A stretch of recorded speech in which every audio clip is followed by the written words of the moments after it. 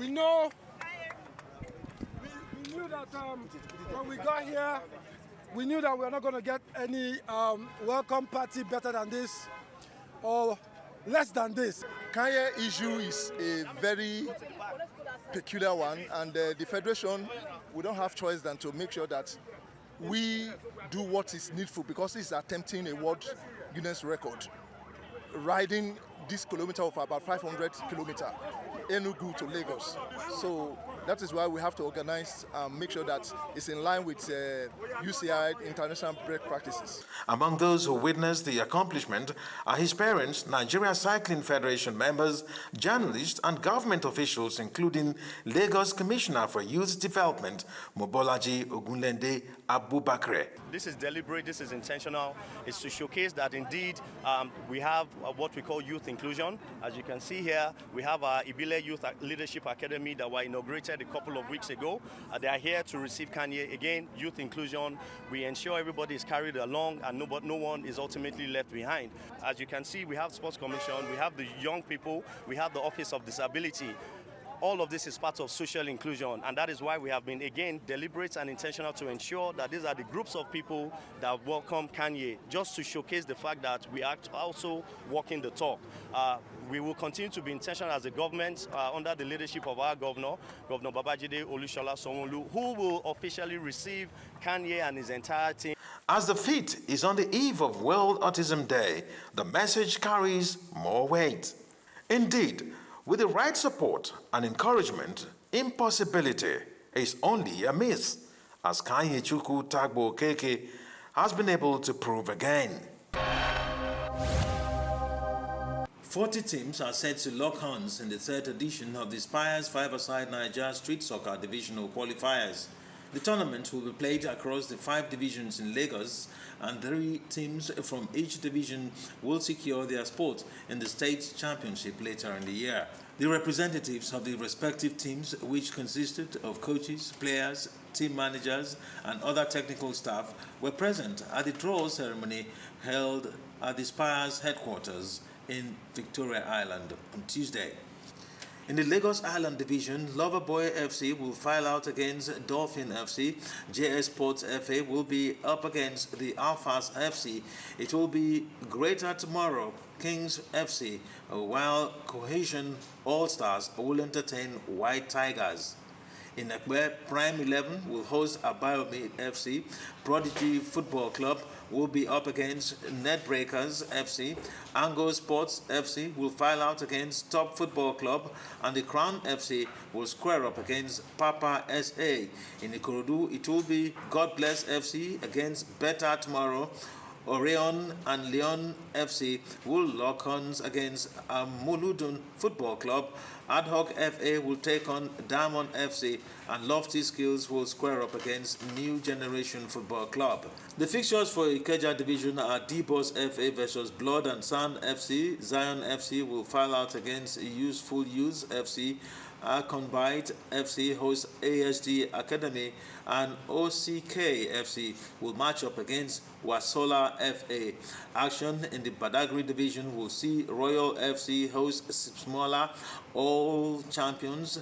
Divinely Blessed FC will entertain Checkers United. Rising Star FC will square up against All Saints Football Club, and Olhan FA will battle Emajus FC. The initiator of the tournament, Dr. Bankole Ali Bey, said this year's event is aimed at projecting the players for a possible contact with clubs across the continent and Europe. We've moved from just being a football tournament to a human capital development instrument statewide. We'll play a friendly game at the end of the tournament, because what we want to do is to maintain a very disciplined cycle throughout our tournament. We don't want a situation whereby we're playing a friendly when teams are preparing for their main tournament. So what we want to do is to ensure that we'll finish our tournament, and then the team from Brazil will be coming in before the end of the year to play their friendly with us, with our top teams.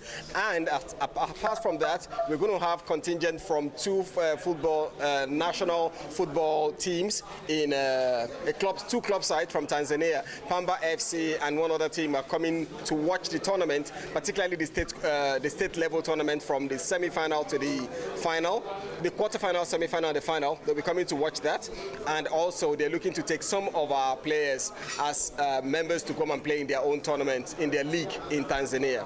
Ali Bey further stated that the sports mid-tech component has been expanded to accommodate more participants beyond the players registered for the tournament. Season 3 of the Spires 5-a-side Niger Street Soccer Divisional Qualifiers will kick off on Saturday, 11th of April, with action in the Ikeja Division. The Nigerian National League (NNL) and the National Women's Football League (NWFL) are in a good place to grow and improve. Chief Executive Officer of top-tier sports management, Chichi Nwoko, who made this known, said everything needed to make the leagues vibrant and viable in terms of talents are available. She, however, adds that more is needed in some other areas, including visibility. Perception is everything. And so what we need to do in our sports is adapt a mentality that it's not necessary to win at all costs. We want to be able to encourage fair play, encourage fair officiating, so that other investors can look at the sport as something worthwhile to invest into, and more especially sponsors. I think also, when we improve the quality of the game, then there's a better chance for us to fill the stadiums, ensure that, we create value around the broadcast rights. For the fans, I say that it's important for us to support our own. So find out your local league in your state, and if you can, go out there, support the young children, support the young talent, support sports locally. That's the only way that it can grow. She also highlights the partnership with NNL and NWFL and how it's going to impact on the leagues. Our partnership contribution to the development of both NNL and our proposition for the Women's League is financial, and it's a financial commitment of 20 billion each for 5 years, with a renewal opportunity for another 5 years. But aside from just the financial contribution, what we're doing as a business is really investing the time and the resources and the experience to ensure that at a foundational level, there's improvement in the governance structures, and just essentially creating a league or leagues that are commercially viable and sustainable. Chichi Nwoko, who believes that with appropriate structure in place, the NNL and NWFL players can flourish in the Super Eagles and the Super Falcons, also has some advice for clubs and fans to make the leagues marketable. There's always room for improvement, but we are quite impressed with the outlook. We're quite impressed with the administrators and how they're pushing to ensure a league that grows and improves consistently. Completely believe that we have the talent. I think that with continued investment and opportunities and exposure, that there's no reason why in the long term we can't see them as part of the Super Eagles.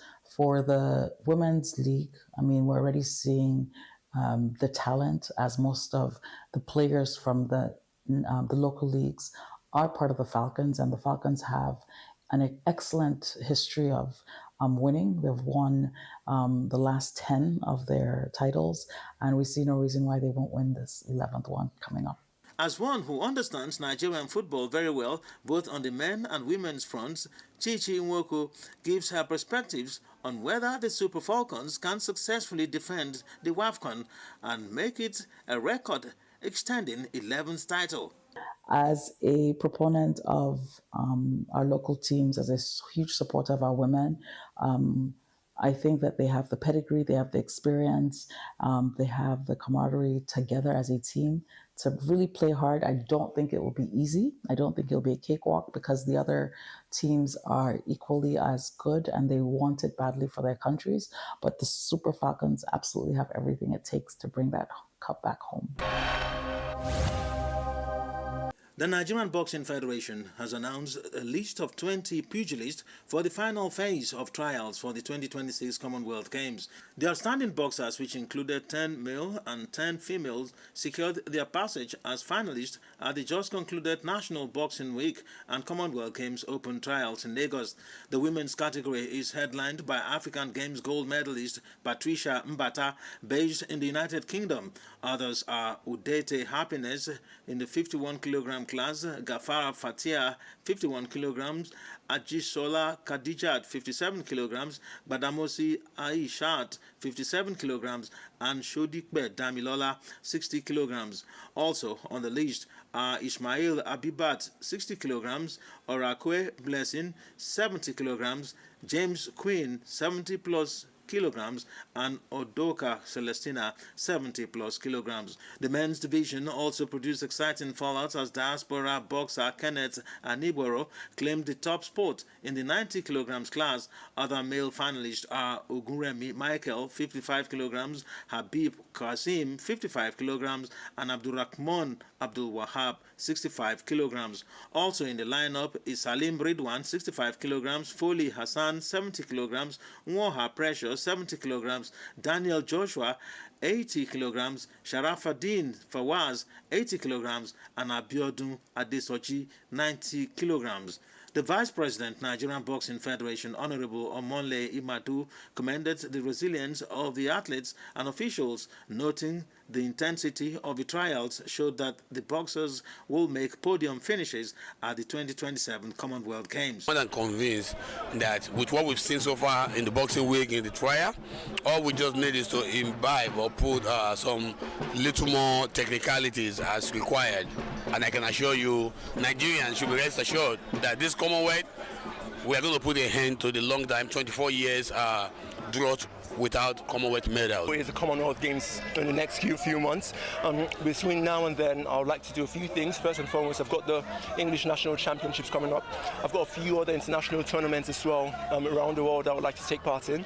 And when that's all done, hopefully that will give me a lot more time to be ready for the Commonwealth Games. Besides that, I'll be working with my strength and conditioning coaches, working with my coaches in Sheffield and United Kingdom, just to stay ready, stay sharp. Anything could happen at any time, so I'm just always going to be ready for that now. It's not easy. It's not just a day walk that you just wake up and you get here. It's a whole lot of determination, a whole lot of pain put together to get here. To make sure that we are heading to is not going to be an easy journey, to put more focus and to prepare for the gold medal. Putting Nigeria on the international scene, that's what we need, because we've got so many talented boxers and they need to be showcased on the international platform. So that's what I'm here to do. That's what I'm a massive advocate of, and yeah, just to inspire others to do the same. Imadu praised President Bola Tinubu for his commitment to sports development, noting that the backing of the National Sports Commission under the chairman Malam Shehu Diko and Director General Honorable Bukola Olokpade has encouraged the Federation to ensure that Nigeria met medals conditions at the Games. In his remarks at the event on Friday, the NSC DG Olokpade expressed excitement with the success of the national trials, noting that the presence of athletes from the diaspora is an indication of the repertoire of boxing talents for the country. I want to thank the Federation for putting up a trial, because this is a Commonwealth trial that has been devoid of acrimony. One of the fears that we've always entertained as administrators in combat sports has always been the controversy that goes around in judgments in various matches. That has not happened in this competition. But to crown their efforts, you need to look at 147 boxers that entered. But more importantly, multiple fighters from diaspora, which fits easily into our strategy at the NSC of giving opportunity to our children that are in the diaspora to come here in Nigeria and compete on a regular basis with our awards out here. With that, Nigeria can always boast of the best hands or legs, depending on the sport, to represent us internationally. Again, I thank the president and the vice president of the Boxing Federation. It's been amazing. When we look at the way and the manner the president of the Federal Republic of Nigeria has been supporting sport, that is one of the confidence and the motivation, that is giving us the ability to do more. And when you look at the vision and the directions of the NSC, it is very, very obvious that we can't afford to fail, because they proved that actually from increasing the slot from 6 to 10. And that happens when they came and they also see how talented and the prospect, as far as podium prospect is concerned, for the Commonwealth Games with the game of boxing as a sport. But be it as it may, they also went ahead. I'm talking to you now just to be able to make sure we perfect what we've been seeing. We've gotten technical advisor from Cuba, foreign coaches. 2 of them are coming down as early as within now in the next 3 weeks when the camp is going to be open. So we want to start early camping unlike before. We want to make sure we continue to do everything humanly possible to bring out the best of those pugilists. Nigeria will be hoping to improve on its 2022 Birmingham outing, where 9 fighters led by Captain Abdulafiz Oshoba returned with 4 medals, 1 silver from Elizabeth Oshoba and 3 bronzes, courtesy of Cynthia Ogunshemilore, Jacinta Umunakwe and Ifeanyi Onyekwere. The 2026 Commonwealth Games are scheduled for July 24 to August 1 at the Cirque Centre in Glasgow, Scotland, with boxing featuring across 14 events, 7 men's and 7 women's categories.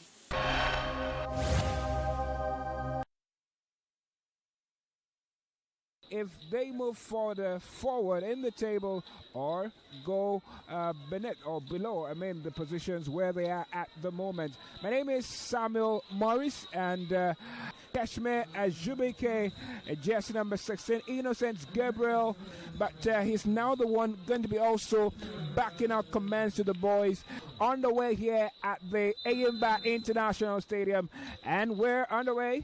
And Ogbago, that captain, just put that one out. Well, it would today be his day. Shooting Stars talk about the man 4K. He's recovered and got in possession for his side. But Abia Warriors get back in possession. Launches that ball to Jabrin. And he spills it out of the way. Beautiful save from God's gift Okana. Yet again.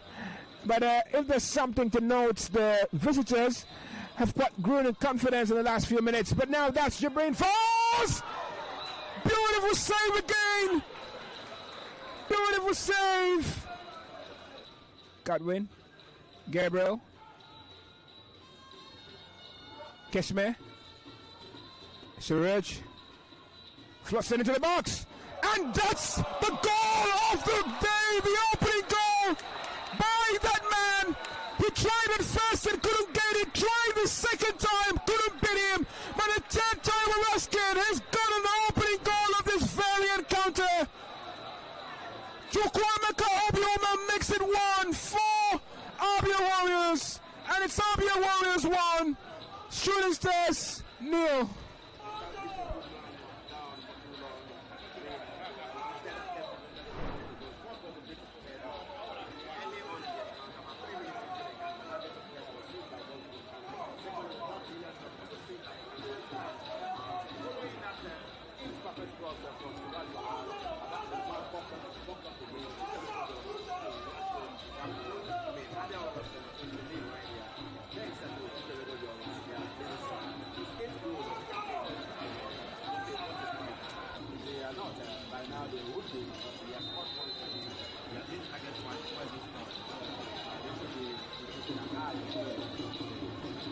Israel Joseph from a long range, and Kosgimo kind of complains about his defenders.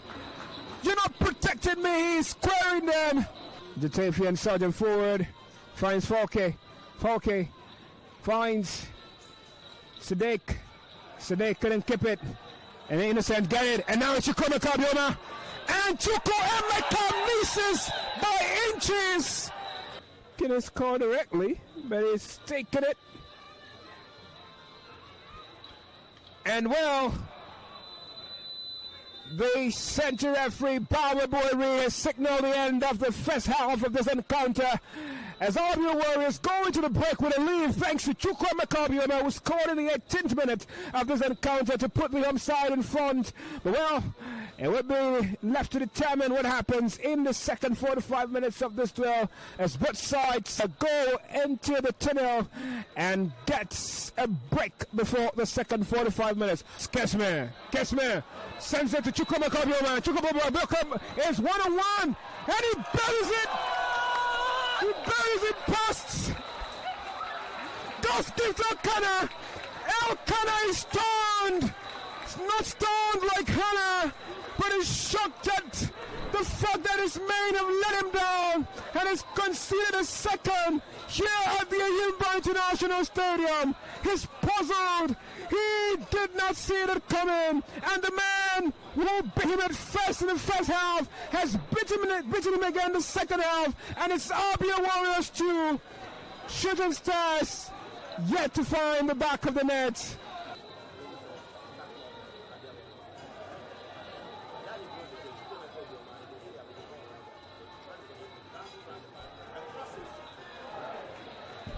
Well, Gus Gift this time does not wait for his main, and he carefully collected that one.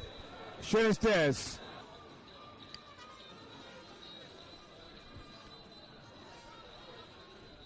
If you're just joining, Abia is 2 goals up in this very duel as it stands. One man has decided the difference between both sides so far. It's the man wearing the jersey number 20, Chukwuemeka Abioma. That poor handling might cost the home side, and it's Shooting Stars. But Ishaku recovers well to make that save. But it's Abia Warriors still in possession now, and it's Sunday. It's Adeleke, rather not Sunday. It's Kunle. It's Paul now. Paul, can he beat his man there? Finds Adeleke. Adeleke, a corner! That was quite dangerous, and it got him to the net. But it was just inches off. Fatai to Paul Sampson. Paul Sampson finds his other substitute. And that's Kesme Zubike. Well worked! But final effort just inches wide of the woodwork. Sergeant forward finds Justice. Justice flush that ball into the box. And a poor clearance from Ishaku almost cost him. As they're currently trailing into where he was away from home. Back here, Kalio has crossed to his teammate.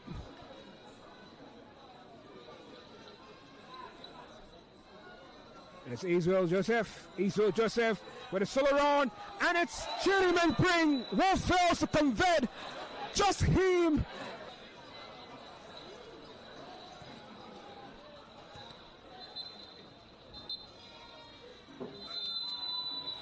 And it is over. Central referee Barau has brought proceedings to an end. Abia Warriors finally find their second win in as many as 6 games in the Nigeria Premier Football League as they beat Shooting Stars 2 goals to nothing. Thanks to Chukwuemeka Abioma, who grabbed both goals in this very duel.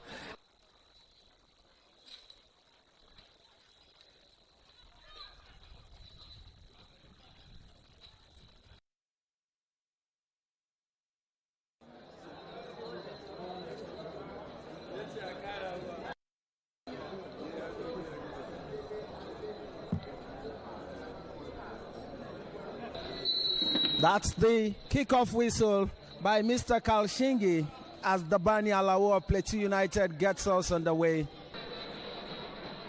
Lays it for Mustafa Abdullahi. It's a low cross and a chance for Plateau United. It's a goal. What a beauty of a goal.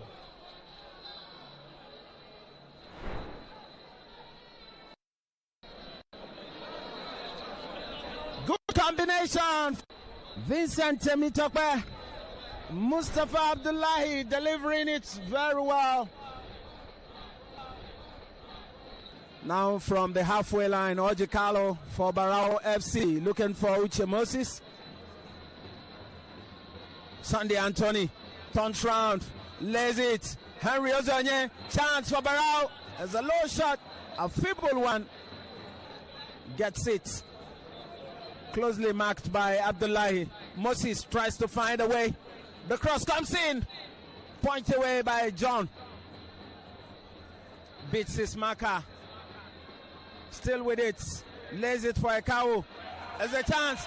Anthony! It's wide. To Temitokwe. Long ball forward. The target is Alao. He gets it. Beats his marker and a chance. By International, Lobby Stars and several clubs. Good kick. It's wide. Aliu is wide once more. Long ball forward.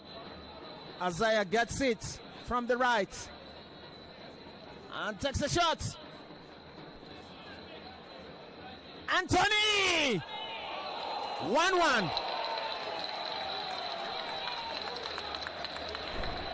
A beautiful free kick. Barau FC. Pam. Allow. Temitokwe drives in and a chance for Plateau United. Nwabalu to the rescue. Pam. He's the captain and really doing a yeoman's job. Hussein takes a shot directly.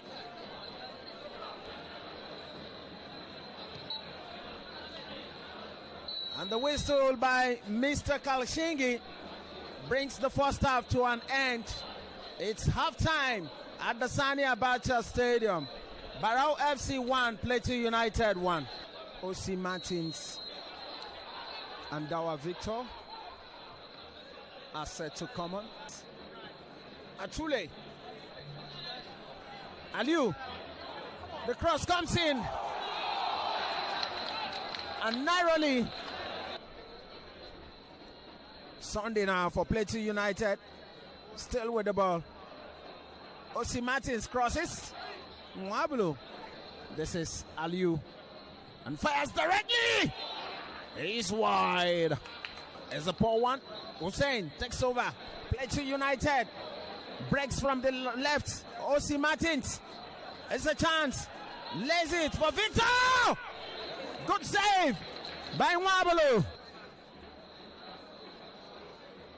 With the feel of the game and a chance for Plateau United. What a miss.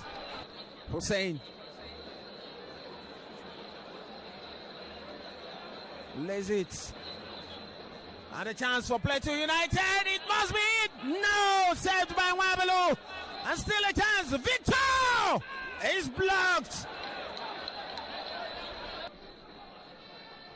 Kalu. Ogambo heads. Good save by John. Ekau with a long throw. Headed in by Ogambo. It's a goal. Number 2 for Barau FC. From Hilary Ekau. And the one-time free header by Stanley Ogambo makes it 2 for the host team.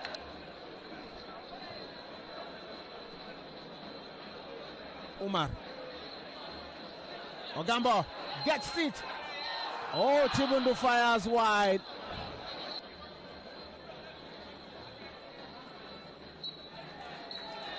And that is the whistle by Mr. Kalshingi. Brings the game to an end. Plateau United went ahead first earlier on in the first half. The first 11 of both teams. Katsina United will have Abdullahi Zali, Mustafa Salisu. The kick has gone off 4 minutes after 4 o'clock. Kwara United taking the kick. Well taken there. Intercepted by Abul Hafiz. It's another kick and referee say play on. It's still a dangerous situation down for Kwara United. Oh no! But it looks pretty sure as if Ismail Mohammed is going to take that free kick for Katsina United. You can also see, take it by Ismail Mohammed. A goal! What a goal! It's a goal for Ismail Mohammed. Good set piece, good decision, and good placing. It was just off the bar from Surajo. He could not do anything.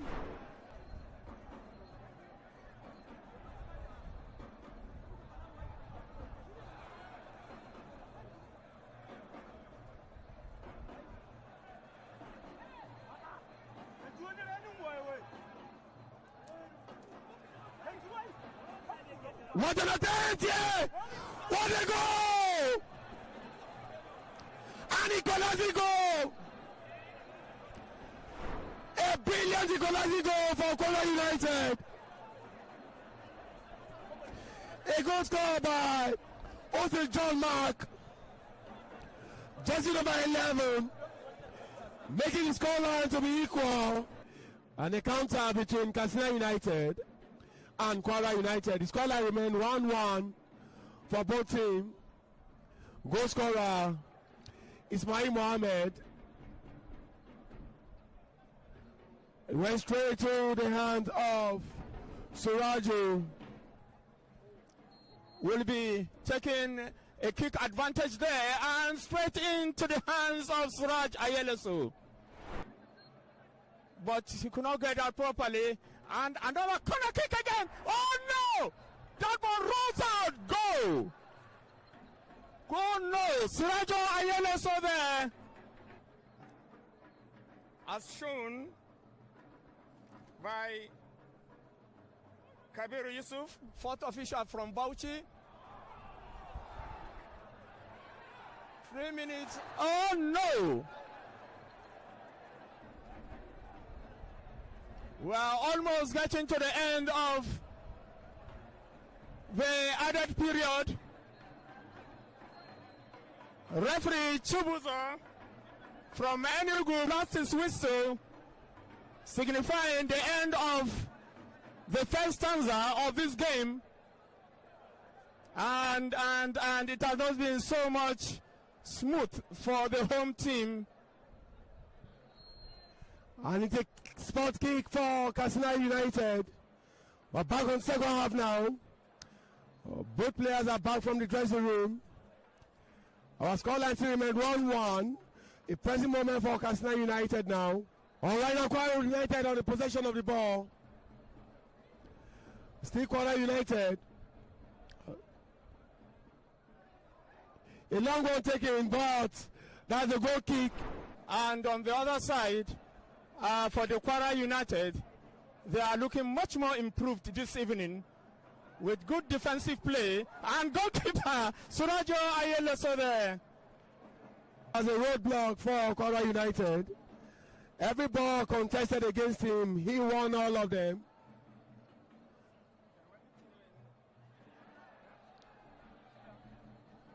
What a chance here! Can they make it? No goal!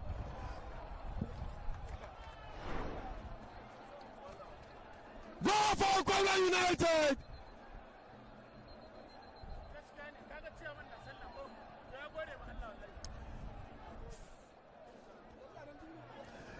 What a stunning!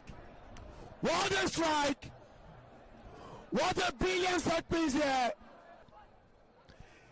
In a moment from now, we're going to see the final whistle of the game by the center referee. And that is it! Kwara United takes home with 3 points, having 2-1 against Katsina United.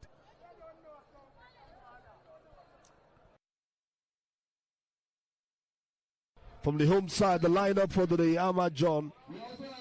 Ahmad John, the goalkeeper, after missing out to some encounters, resumes today.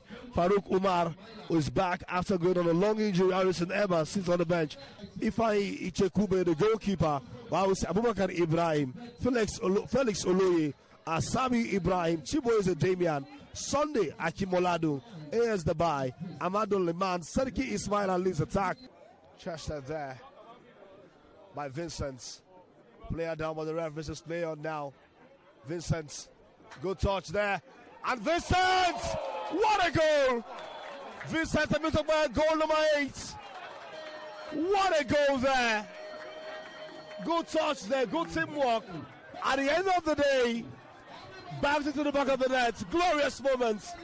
Beautiful touch there. Good teamwork there. Vincent to miss a ball with the first goal of the game.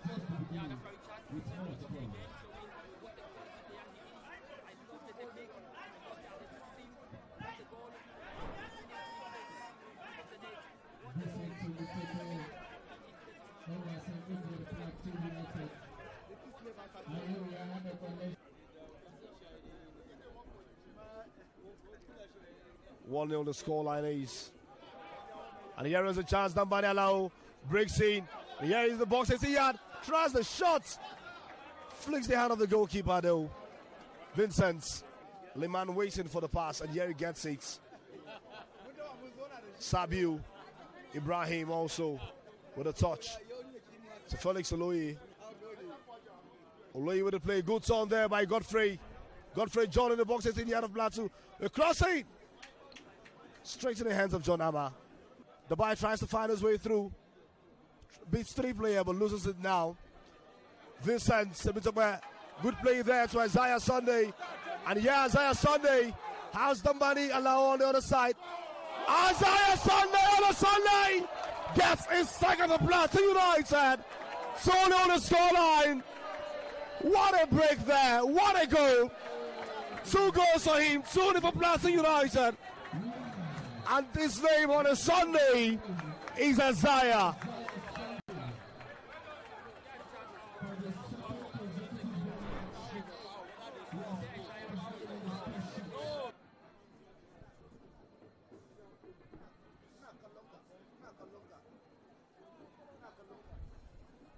Yeah, Serki. In English, that's King. And at the end of the first 45 minutes plus 2 minutes additional time in Jos, it's 2-0 the scoreline says between the both sides. Plateau United 2, while we see the visitors Niger Tornadoes 0. They might extend their play to 6 games without a win, and that will be a very bad one, as the two teams will be heading into the tunnel now, the dressing room for the pep talk with the coaches, both coaches, see what tactical changes could be made in the second 45 minutes. Sorry. And here the referee says we are on the way now. Niger Tornadoes with a kickoff. Good play there, the first threat. First chance there is Serki Ismail. Clear the way there, throw in for Niger Tornadoes. Ossie Martins now. Nerod Silas on the run. Still on the run, but this time still Nerod Silas. And Vincent waited, gets it now. Vincent with a flicker. What a nice cover ball there. And misses it. What a miss there.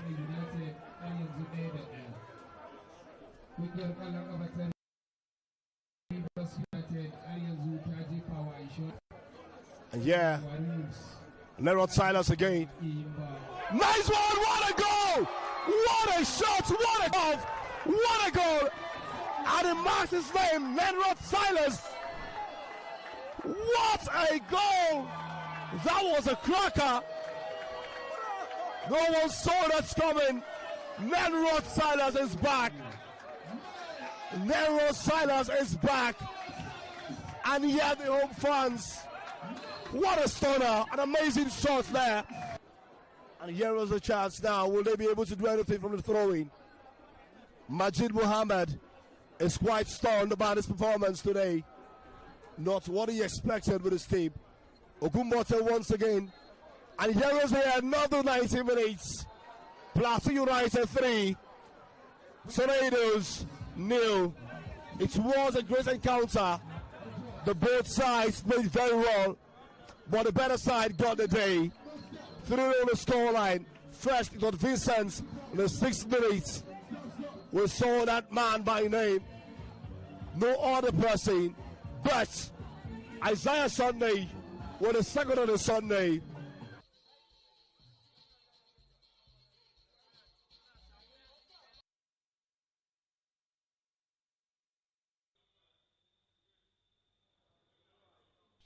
Well, for the home side in this fixture, 6 changes made by Sulaiman Ashifat, the manager of Kwara United, from their 1-0 loss to Abia Warriors. For Wikki Torres, 2 changes made from the 2-1 win over Southwestern side. The Remo Stars last time out, Ahmed Abubakar, and former Remo Stars centre forward Ibrahim Shoaib on the bench. And so, centre referee all the way from River State, Chilaka Igwe, gets us on the way.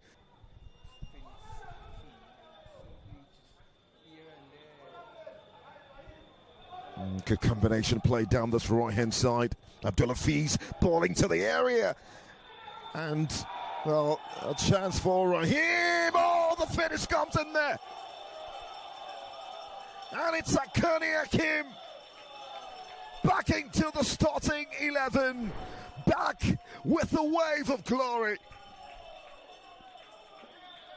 And his 13th game of the campaign. Kanye Hakim have got the Afunja Warriors breathing down the neck of Wikki Torres.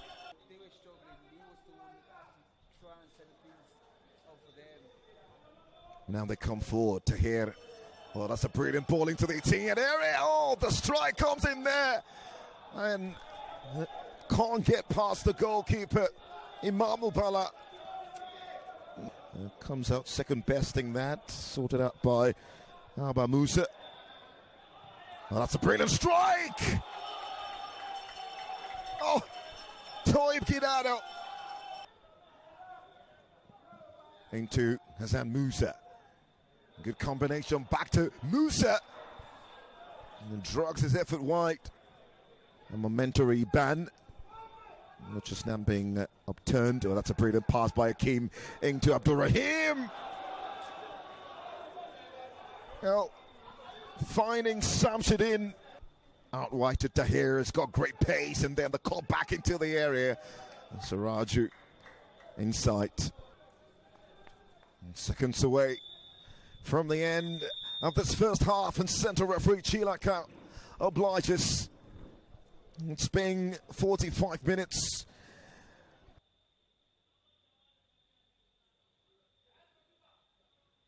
As well as the introduction of Mustafa Salihu for the home side. 2022-2023 season. The space is opening up. And Toib Kidado can't find the far corner. It took a touch on its way through a corner kick. And the Afunja Warriors breaking forward now. Toib Kidado gets inside. The space opens up. It's a brilliant strike. And Utum Godswill powers away for a corner.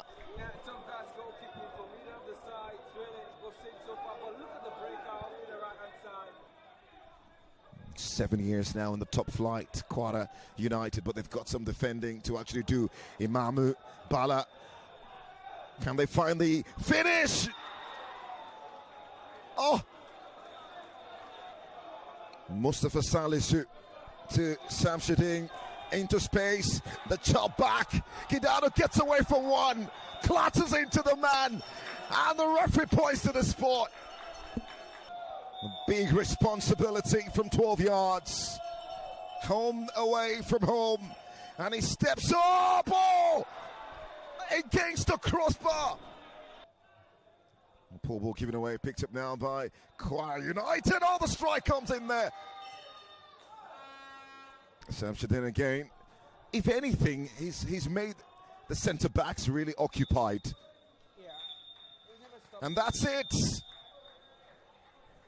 The center referee with the final whistle.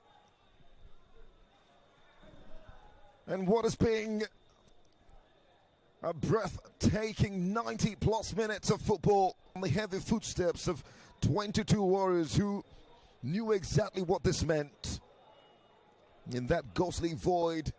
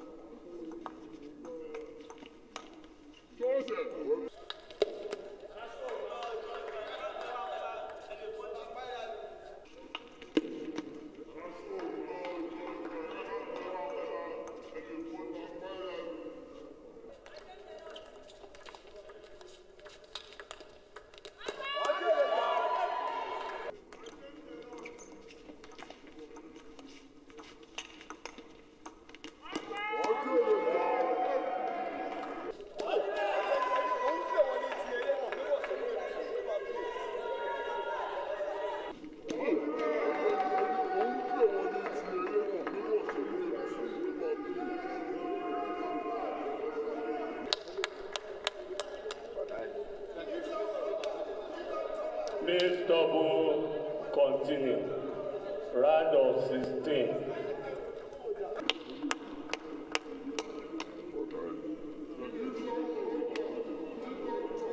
Please double continue. Round of 16.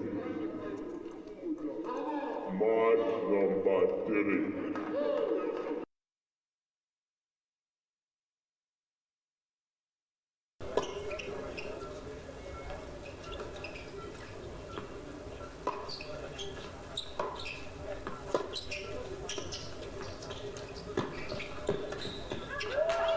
$40-15.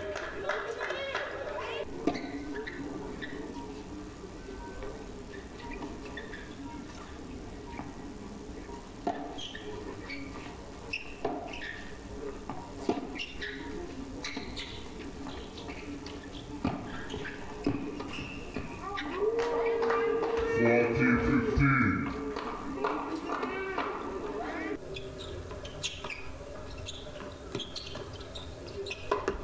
In Nigeria.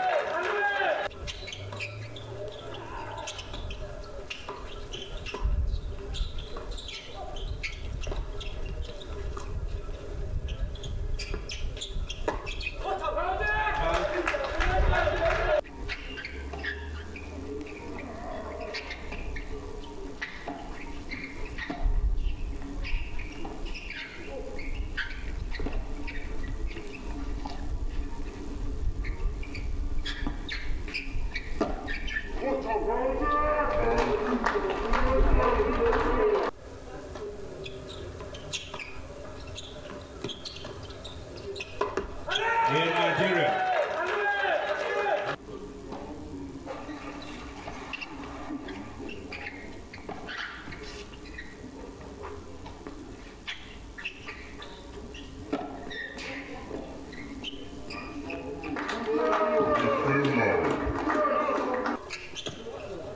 Out. 30 all.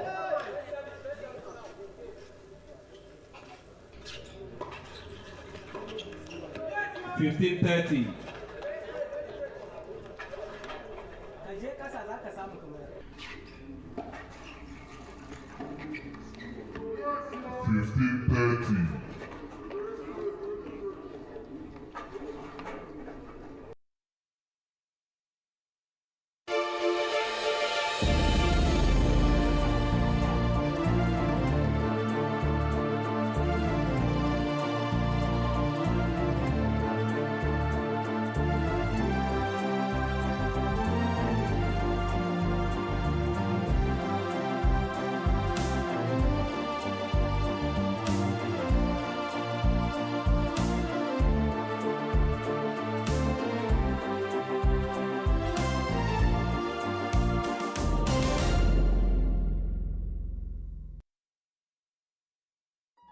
The stories now break online.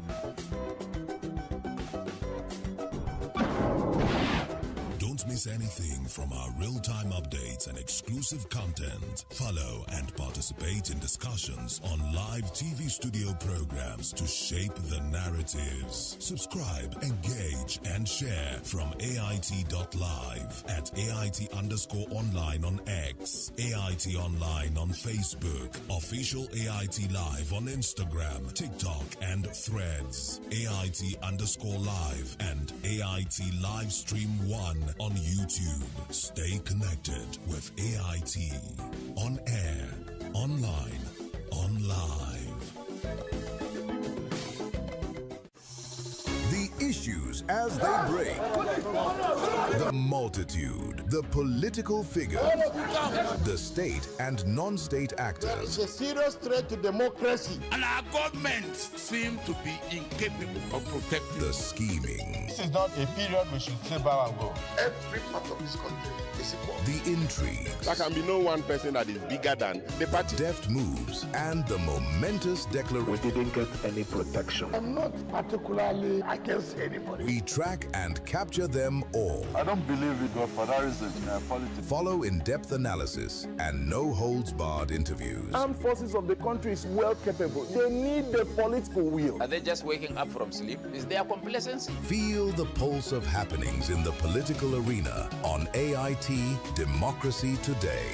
Widely acclaimed authority on politics. Monday to Friday, 7 p.m. Nigerian time.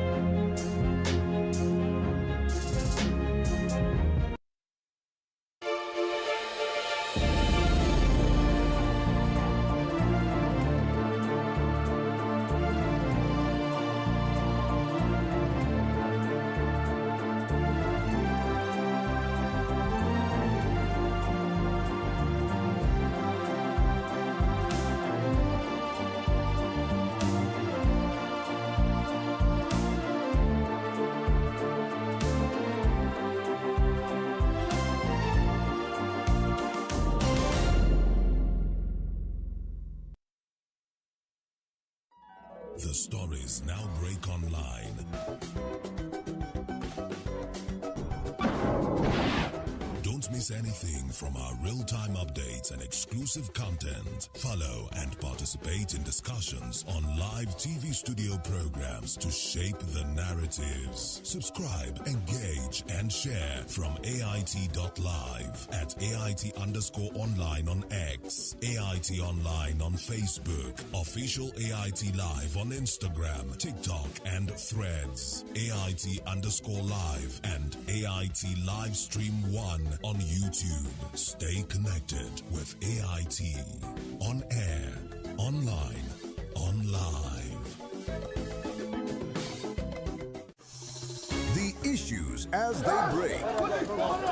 The multitude, the political figures, the state and non-state actors. It's a serious threat to democracy. And our government seem to be incapable of protecting the scheming. This is not a period we should say bow and go. Every part of this country is equal. The intrigues. There can be no one person that is bigger than the party. Deft moves and the momentous declaration. We didn't get any protection. I'm not particularly against anybody. We track and capture them all. I don't believe it was for that reason in politics. Follow in-depth analysis and no-holds-barred interviews. Armed forces of the country is well capable. They need the political will. Are they just waking up from sleep? Is there complacency? Feel the pulse of happenings in the political arena on AIT Democracy Today. Widely acclaimed authority on politics. Monday to Friday, 7 p.m. Nigerian time.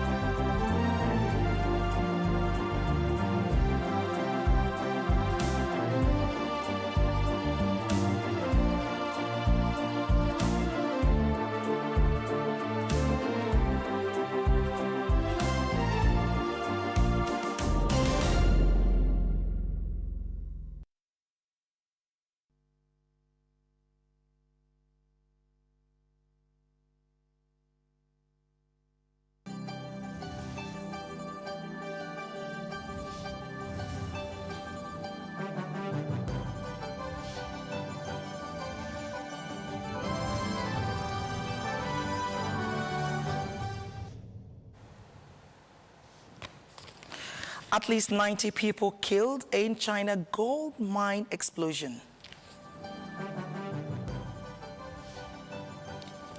And Senegal president sacks prime minister's alliance collapses.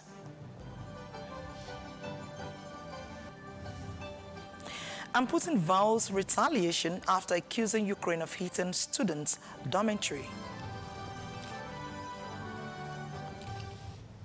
This is the World News on AIT. I am Sadiet Dosumu. Welcome. Now, beginning news from China, where at least 90 people have been killed in a coal mine blast in northern China, according to state media. The gas explosion at the Lushayu coal mine in Shenzhen province is the worst mining disaster in China since 2009. There were 247 workers reportedly on duty when the blast happened at about 9:29 local time on Friday, with more than 100 people reportedly pulled to safety and hundreds of rescues sent to the site. Chinese President Xi Jinping called for no further to be spared in efforts to treat the injured and search for survivors, and asked the government to investigate the cause of the blast and hold those responsible to account. 27 people remain in local hospital with one in critical condition, while the blasts have minor injuries. Most were affected after inhaling poisonous gas, according to the state media, though it is not clear what type of gas it was. Wang Yong, an injured miner, told state media that when the incident happened, he did not hear a sound but saw a sudden plume of smoke. And to Russia, where the officials on Saturday said the death toll from Ukrainian strike on a college in a Russian-occupied town in eastern Ukraine has risen to 12. Russian President Vladimir Putin condemned the drone barrage that hit the college dormitory in Staroblitsk overnight on Thursday to Friday and ordered his army to prepare a response. Ukraine denied targeting civilians and said it had hit a Russian drone unit stationed in the area. Still staying with China, the Russian president has said he's promised retaliation after accusing Ukraine of carrying out a deadly attack on a student dormitory in an occupied part of eastern Ukraine. 12 people were killed and 38 others injured in the overnight strike in the town of Staroblitsk in the Luhansk region, the local Russian-backed governor said. Another 11 people remain missing, according to the reports. Ukraine's military said it had hit the headquarters of Russia's elite Rubicon drone military unit in Staroblitsk. It did not say whether it was the same building as the one identified by Russia. But Putin said there was no military facility, intelligence service facilities, or related services in the vicinity. Therefore, there is absolutely no basis for claiming that the munitions struck the building as a result of our air defense or electronic warfare system, he said at a reception in his Kremlin residence in Moscow on Friday. He ordered the Russian military to prepare a proposal on how to retaliate. The Russian leader said the Ukrainian strike had been carried out in 3 waves using 16 drones. Russia's state-run TV showed what it said was one of the injured students, identifying her as Diana Shovkun, aged 19. She had head injuries after being hit by a collapsing concrete slab, the report said. No photos or videos of those who Moscow says were killed were shown. Early on Saturday, Russian officials reported 2 people had been injured after falling debris from drones triggered a fire at an oil depot in Russia's Black Sea port of Novorossiysk. The general headquarters of the southern Krasnodar region said several technical administrative buildings caught fire and fragments of drones fell on a fuel terminal. 2 people were injured and were being treated in hospital, the headquarters said. No deaths were reported. The general headquarters said drones had also damaged private homes in the port city of Anapa, further north. Ukraine's military said late on Friday that an overnight strike had targeted Rubicon's headquarters in Staroblitsk. It accused fighters from the special drone unit of regularly striking civilians and civilian infrastructure in Ukraine. And the relationship between the United States and Cuba, already strained and fragile for decades, has been repeatedly deteriorating in recent weeks. Accusing Cuba of posing a national security threat, the U.S. has hit it with an oil blockade, sanctions, and now an unprecedented murder indictment against former leader Castro.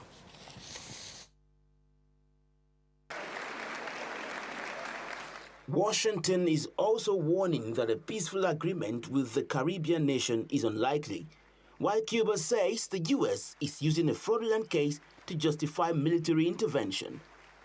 There has been no announcement of plans for any military intervention, but Cuba is on edge, especially as surveillance activity in the Caribbean increases. Over the past week, the U.S. military has been publicly broadcasting the location of its aircrafts near Cuba on plane tracking websites. Leaving the flight transponders on is likely deliberate, said UK drone expert Dr. Steve Wright, with the US intending to send a clear message it has eyes in the sky to maintain the squeeze. Flight tracking data does not give a complete picture, as military aircrafts often only share their location or portions of a flight. Meanwhile, US news sites Axios, citing classified intelligence, reported that Cuba possessed 300 drones and was discussing striking nearby U.S. targets, including Guantanamo Bay, Key West in Florida, and naval vessels. It also quoted the U.S. official who said the intelligence, which it characterized as a potential pretext for U.S. military intervention, suggested Iranian military advisors were in Havana. Cuba's foreign minister, Bruno Rodriguez, responded by saying the country neither threatens nor desires war, and accused Washington of building a fraudulent case for military intervention. U.S. Secretary of State Marco Rubio says the White House's preference was a diplomatic solution, but added that Trump had the right and obligation to protect his country against any threat. United States Secretary of State Marco Rubio has arrived in India for a 4-day visit, and geopolitical crosswinds and a global energy crisis triggered by the Iran war.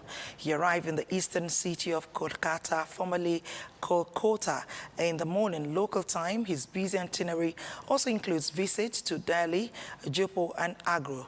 He is also due to meet Iranian Prime Minister Narendra Modi, with energy likely to be high on the agenda. Energy shipments through the Strait of Hormuz, a narrow waterway that has become a flashpoint since Israel and the U.S. attacked Iran in February, have virtually ground to a halt. Iran has used the closure of the strait as a pressure tactic in the fragile peace negotiations with the United States. Now, an angry crowd has set fire to part of a hospital in Eastern Democratic Republic of Congo after the death of a suspected Ebola victim. Journalists understand relatives stormed the facility and tried to remove the body after health workers refused to release it.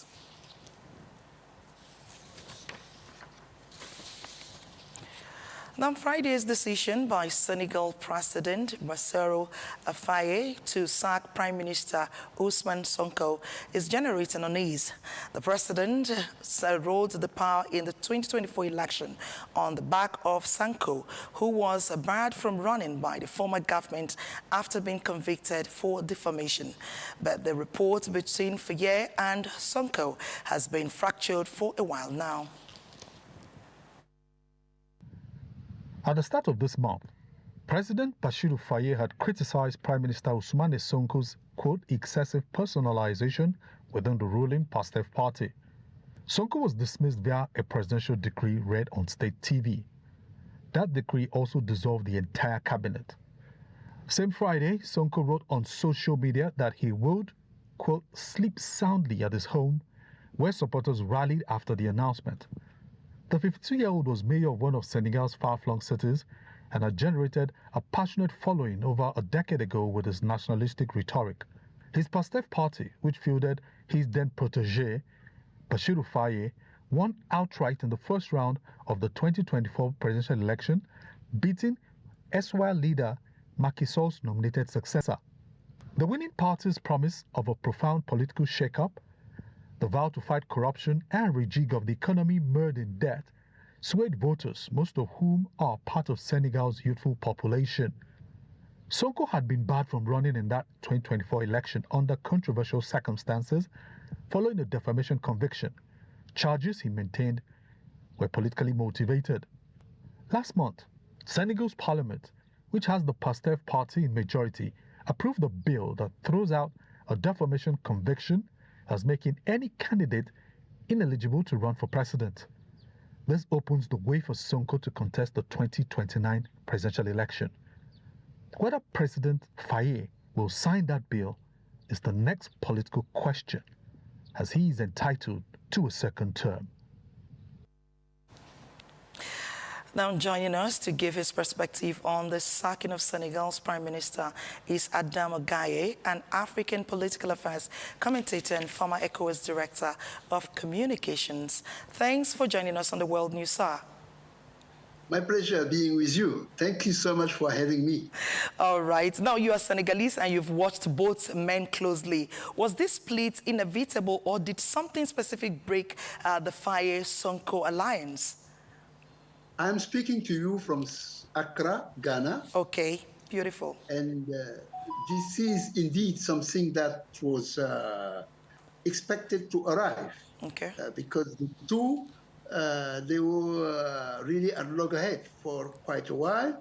Mr. Sonko wanting to push his anointed candidate to clear the way for him to become the president, and Mr. Faye showing appetite about running the country. Okay. So at the end of the day, two bulls in a small place that end up fighting, and this was expected. The situation was unbearable, and that's maybe the exit situation that many had hoped for. Okay, now with Sonko sacked and the cabinet dissolved, is the PANSIF still a united party, or are we looking at an open power struggle before 2029? Of course, it's a big struggle that is coming up already. The party is very divided.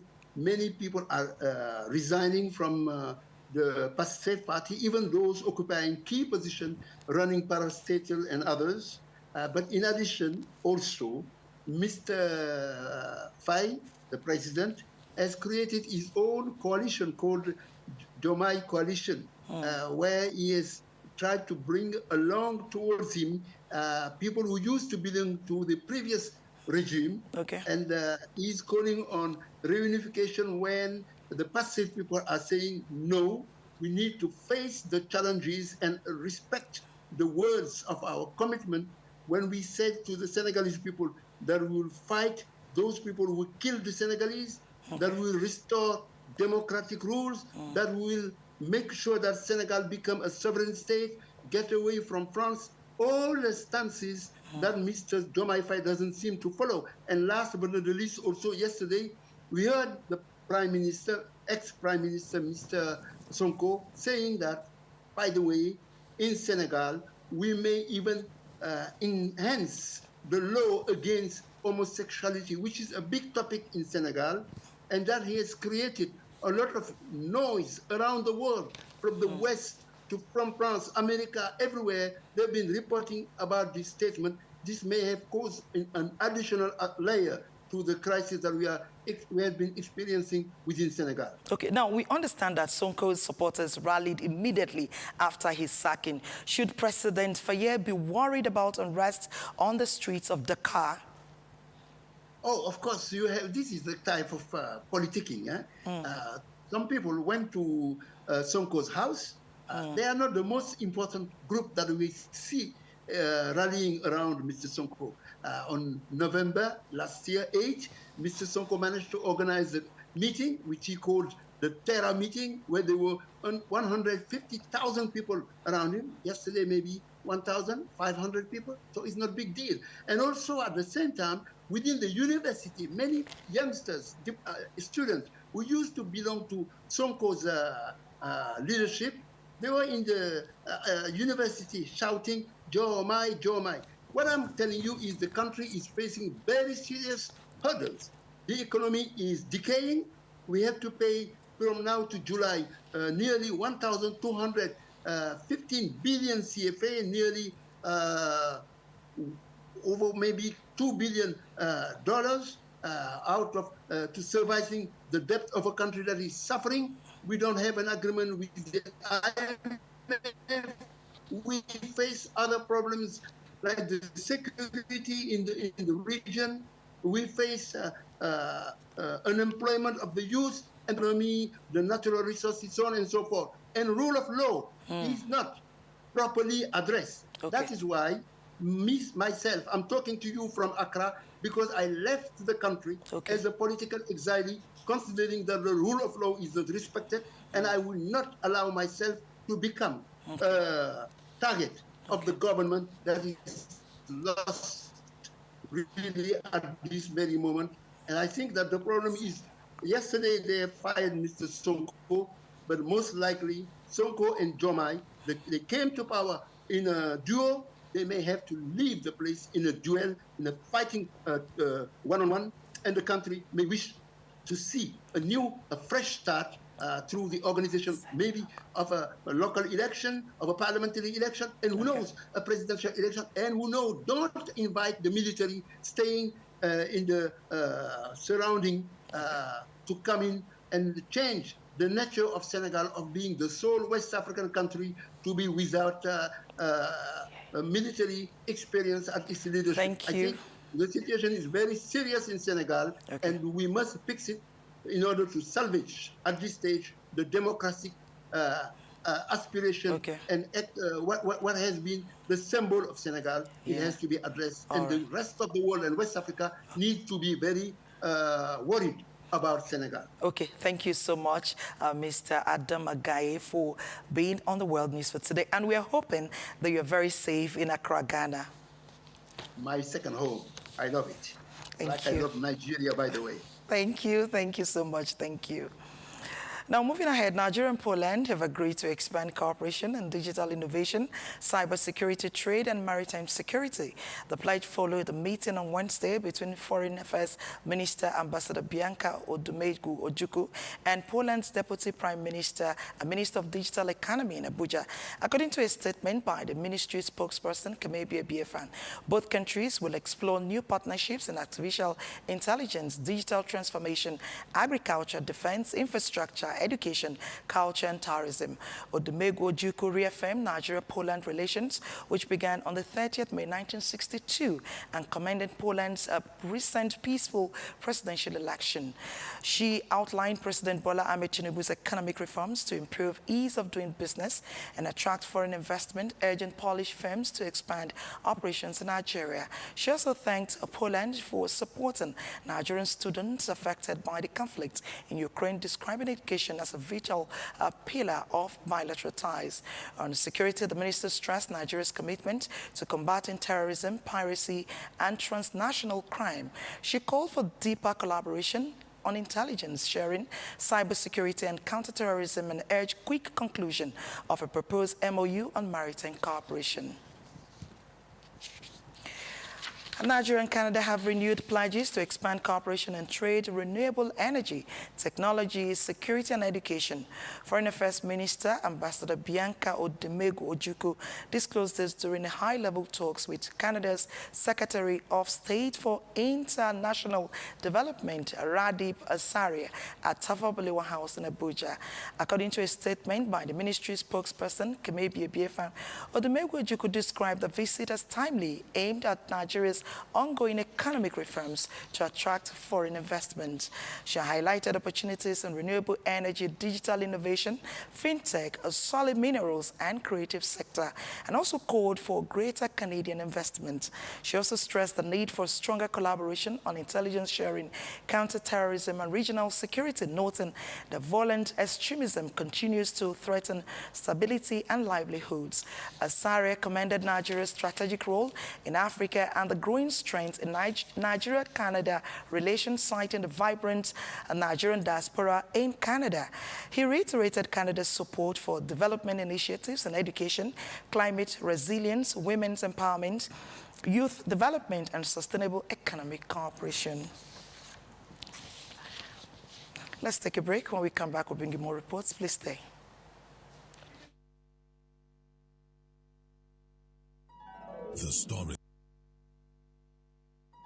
The stories now break online.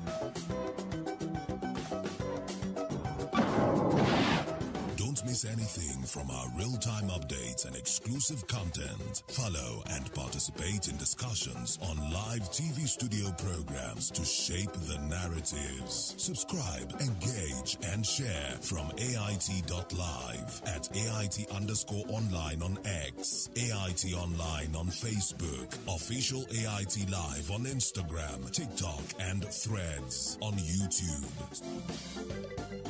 Stay connected with AIT. On air, online, on live.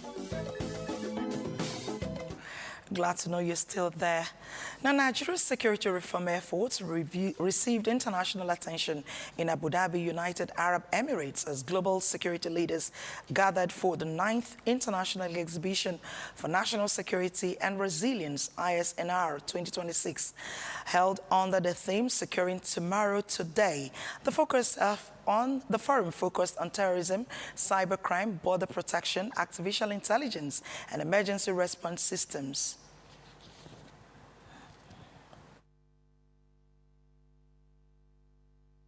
African continent is the largest, second largest continent in the world.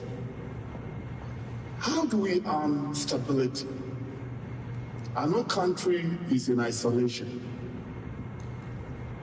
There must be a kind of international cooperation to gain such stability. With serious and many problems in Africa, such as porous borders, illegal migration for a greener pasture, and a host of other problems, cybercrime and what have you. But we look at them as a single entity, and that's the mistake. You cannot ignore the African continent when you are shaping or planning your security stability of your continent or your country. Kidnapping, illegal arms, trafficking, cyber-enabled fraud, and cross-border criminal networks. Former Interpol Vice President Garba Omar attended as head of delegation and stressed the importance of positioning Africa as an active contributor in shaping future security solutions. The African continent has developed what we call regional platforms for intelligence sharing, which gives room for stability. And it has also provided an avenue where profiling, and when I say profiling, I'm talking about the kind of crimes that are being committed within and outside the African continent. If you don't have the history, the literature of what is going on, there is no way progress could be made in stemming or bringing stability in the world. Delegates were exposed to systems built around early threat detection, intelligence coordination, digital forensics, and crisis management. With participants from 37 countries, attention is now turning to whether lessons from Abu Dhabi can strengthen protection for Nigerian communities facing daily security threats.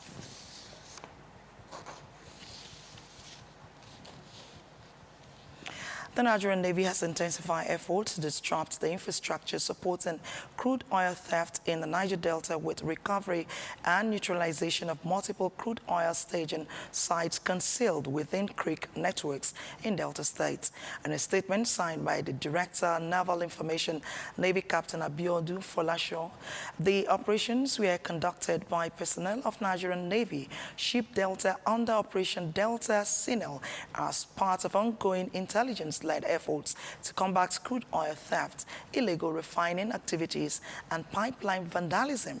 The statement said acting on credible intelligence and supported by maritime patrol assets as well as aerial surveillance, and naval personnel conducted targeted operations across Mandogo Creek and the Ogbe-Ijo axis. Both identify as suspected transit and staging locations for stolen crude oil. According to the statement, troops uncovered a network of facilities and materials associated with crude oil theft activities, including 3 reservoirs, a hose line, 16 sacks, and several canopy bags suspected to be used for the storage and transportation of stolen crude oil. And that's the World News on AIT. I am Sadia Tudosumu. Thank you so much for staying with us.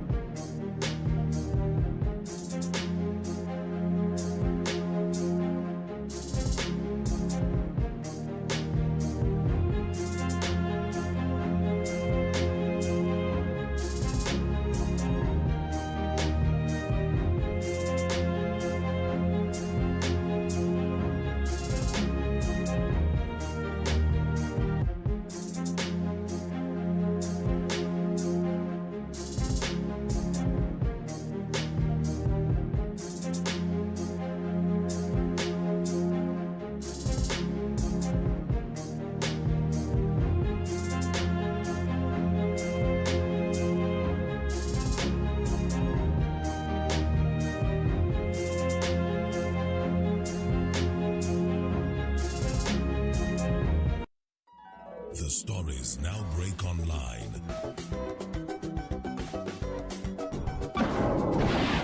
Don't miss anything from our real-time updates and exclusive content. Follow and participate in discussions on live TV studio programs to shape the narratives. Subscribe, engage, and share from AIT.live at AIT_online on X, AIT Online on Facebook, Official AIT Live on Instagram, TikTok, and Threads, AIT_live, and AIT Livestream 1 on YouTube. Stay connected with AIT. On air, online, on live.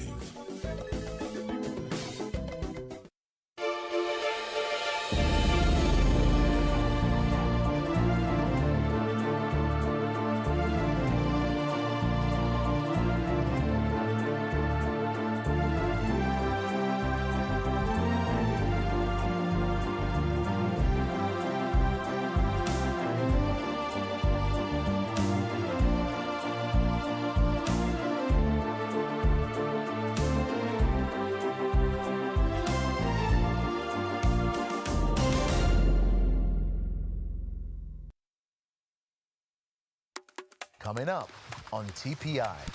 Was just like boom, gunshot everywhere, AK-47. So we just ran.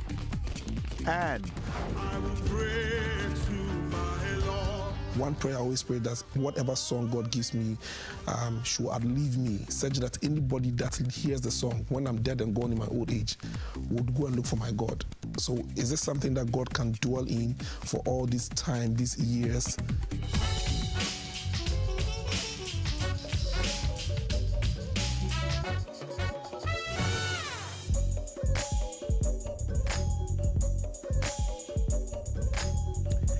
hello and welcome to TPI, a safe space where powerful stories meet bold faith. I'm your host, Muyiwa Olariwaju.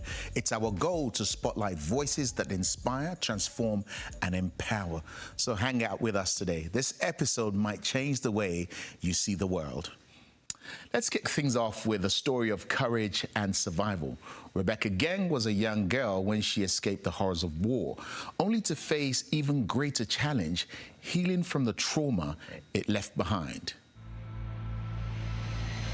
From crocodile in the water to like hyenas and python.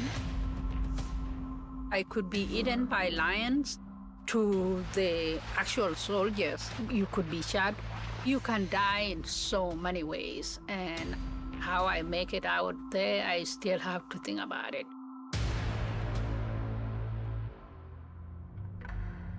Rebecca Ding was living a peaceful life in the late 80s as a child of the Dinka tribe in southern Sudan.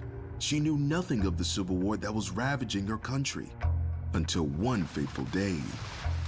It was just like boom. Gunshot everywhere, AK-47. So we just ran. Rebecca's village was decimated. Her father, a commander in the Sudan People's Liberation Army, died trying to protect their people. Her mother also perished in the chaos. With the war hot on their heels, her uncle took 5-year-old Rebecca into the dense forest. It was rainy season, so there was a flooding, and so he will carry us on his shoulders so that we don't drown. So it will be super cold at night, and there's no blankets. And I remember when the lion roared, and I was so scared. I could be eaten, I could be shot. If I come to the highway where it's a dry land, that's where the soldiers were going from the north. At some point, because we've been walking for so long, I have lost my shoes. They wear off from walking, so my feet start like bleeding. Yeah, it was horrible, and went from week to month to a year. They ate what fruits they could find and sought help from the villages they came across, but never stayed in one place too long. After a year of walking, they finally came to the Kakuma refugee camp in Kenya, where Rebecca found a spark of hope amidst the desperation. We will go to the church under the tree. I started going there with my friend because it was a fun place to go. The teacher from the church will read one verse from the Bible. And I remember hearing the Jeremiah, I have a plan for you, plan to prosper you and not to hurt you. Why did I leave my village? Why did my parent die? Why are we in this mess, you know? God promised you that he'll be there for you, but he doesn't promise that life will be easy. So I find the Bible providing those answers. Also, hearing the story of Jesus, that he was a son of God, yet he had to suffer, it make me a believer. When I start learning about Jesus, it give me peace. She spent nearly a decade in the camp until her school teacher petitioned for her to be a part of a program to resettle the lost boys and girls of Sudan in the United States. Rebecca was one of just 89 girls accepted. Now safe and far from the conflict that stole so much from her, she still struggled with the trauma. I did have a lot of nightmare in the beginning when I arrived here, where I will be dreaming of, like, you know, we are attacked again and there's bomb. I say, God, you know, give me peace, you know, so that I'm not afraid. God did a wonderful job of healing my heart to not be bitter. I have forgiveness, even those who have killed my family members. I want the children to learn about peace. God is the only one that can give you that peace that you yourself cannot do. Rebecca went on to become a U.S. citizen and graduate from college. She wrote a book about her journey and is now an international speaker who advocates for victims of war. She believes the key to making a real change in this world is through sharing the love of Jesus Christ. I am grateful to my God. My goal is to be faithful to him, and I have to continue doing a work and saying to nation how good is our God. You are a refugee, you are immigrant. These are the titles that people give you to say that you are different. But God have make it clear to me I have a home in him. And he created me in his image. My identity is in my God. If you feel like your life is broken, is a mess, trust in God. He can restore you back and you can be whole. I have seen it in my life. You are not just here by chance, but you are here to make this world a beautiful place. You're not here by accident. God brought you here to encourage you. Rebecca's strengths show that even in deep pain, God's peace can shine through. The Lord is close to the brokenhearted and saves those who are crushed in spirit. That's Psalm 34, verse 18. And the light shines on the darkness, and the darkness cannot overcome it. That's John chapter 1, verse 5. If God can restore Rebecca, he can restore you. Call on Jesus, the one who heals, saves, and delivers. And you can do that with a simple prayer. So pray these words after me. Lord Jesus, come into my life. I accept that I am a sinner in need of you. I confess that Jesus, you died on the cross for me, for all of my sins, and that you rose again. Jesus, be my Lord and my Savior. Give me a brand new start. This I pray today. And Lord Jesus, I pray for my brother and my sisters who've said these words. I ask you that you would give them a clear knowledge of the victory they now have in you. Let there be no doubt in their minds that Jesus, you have come in, and that Jesus, your power is here and real. This is my prayer for them, to your glory, Jesus. Amen. If you'd like to know more about starting a relationship with Jesus, message us on WhatsApp and someone from the team will reach out to you.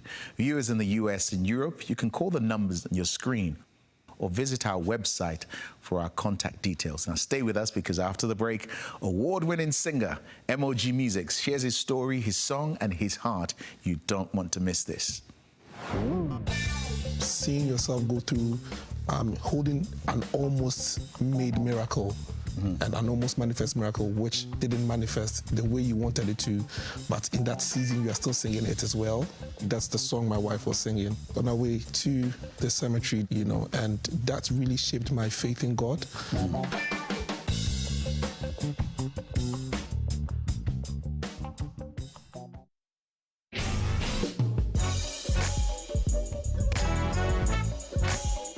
Welcome back. Joining me is one of gospel's most dynamic voices, MOG Music. His soul-stirring worship and unmatched vocal artistry have earned him global recognition and countless awards.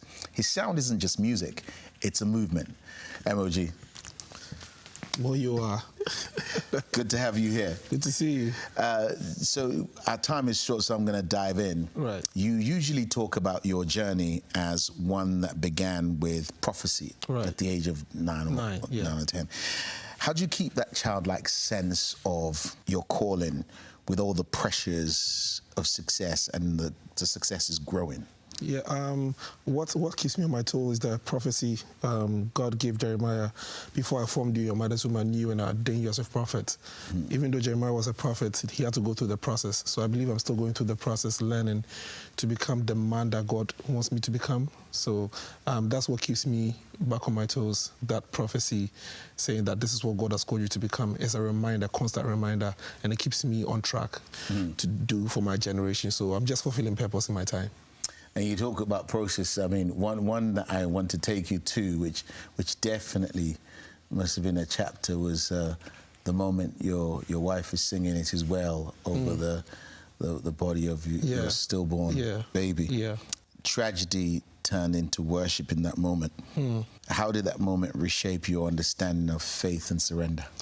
That moment was very iconic for me in my Christian faith. And by the way, for those who are not familiar, just revisit what happened, because I alluded to it, but just paint us a picture quick of it. I mean, we got married and God blessed us with the fruit of the womb in the first year of our marriage. In the 7th month, unfortunately, we lost the baby, and she had to give birth to still a baby, a dead baby. You know, she went through the process of being induced, pushing the baby out and everything.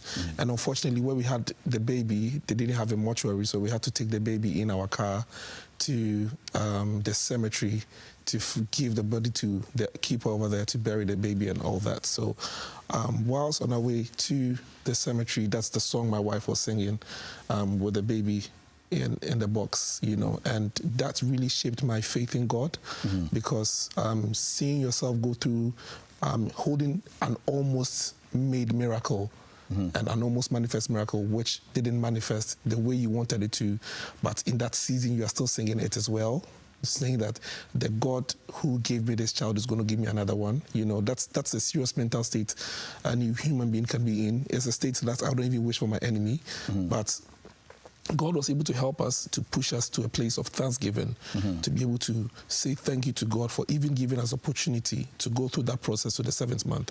And it's influenced my music, my ministry in different ways, and even my relationship with God and people, you know, in a different way. And it's really impacted my ministry. How is it? Because, you know, one of the sayings that we have would be there's purpose in the pain, you know, but it's slightly different now, because you could say for real, what was the purpose behind it? Do you understand now, or are you still understanding? Honestly, I if I tell you I have my hands on what God made us go through that season, I would personally say, after this situation, my wife and I have had a couple of people who have also gone through the same, who are going through the same situation, and we can understand their pain, and we know what to tell them to help them go through it.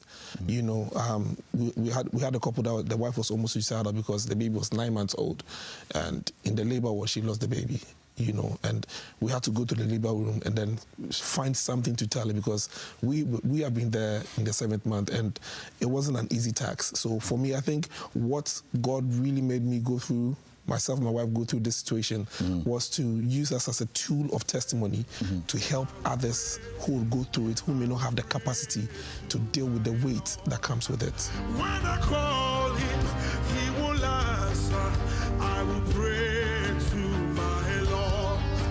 When I call him, for many people who don't know, you're a consummate musician. I mean, you play many instruments, you studied music.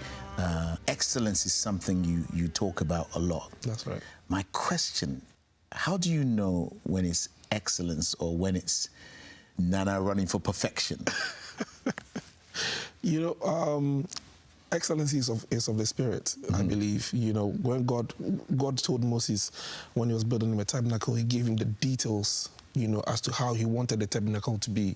So it was until Moses completed the tabernacle the way God wanted it to be before his presence came in, right? So as much as when God gives me a song or when I hit the studio and I begin to do a production and everything, I try as much as possible to let the music be a platform by which God can pour down his presence, because one prayer I always pray that whatever song God gives me should outlive me, such that anybody that hears the song when I'm dead and gone in my old age would go and look for my God. So is this something that God can dwell in for all this time, these years, you know, and all that? So that's what I look at. So for me, excellence is when I feel like my discernment, my discerning spirit tells me that this has the spirit of God. God can dwell in this. This can impact the nations of the world. It's not just me just being technical and, you know, exhibiting my skill and ability, but it's something that God can dwell in.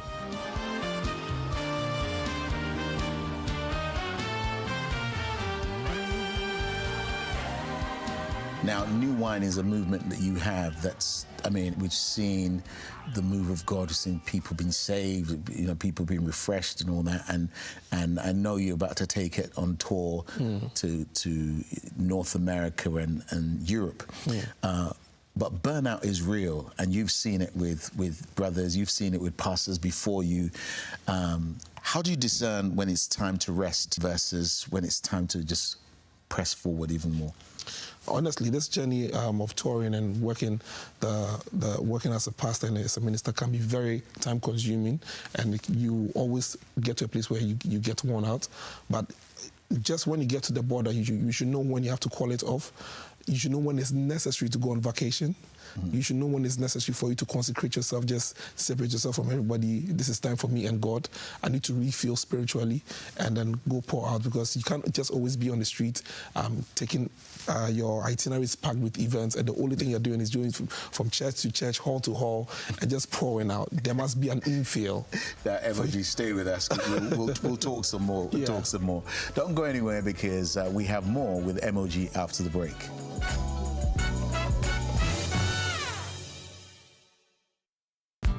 Your turning point experience doesn't have to end when the program is over.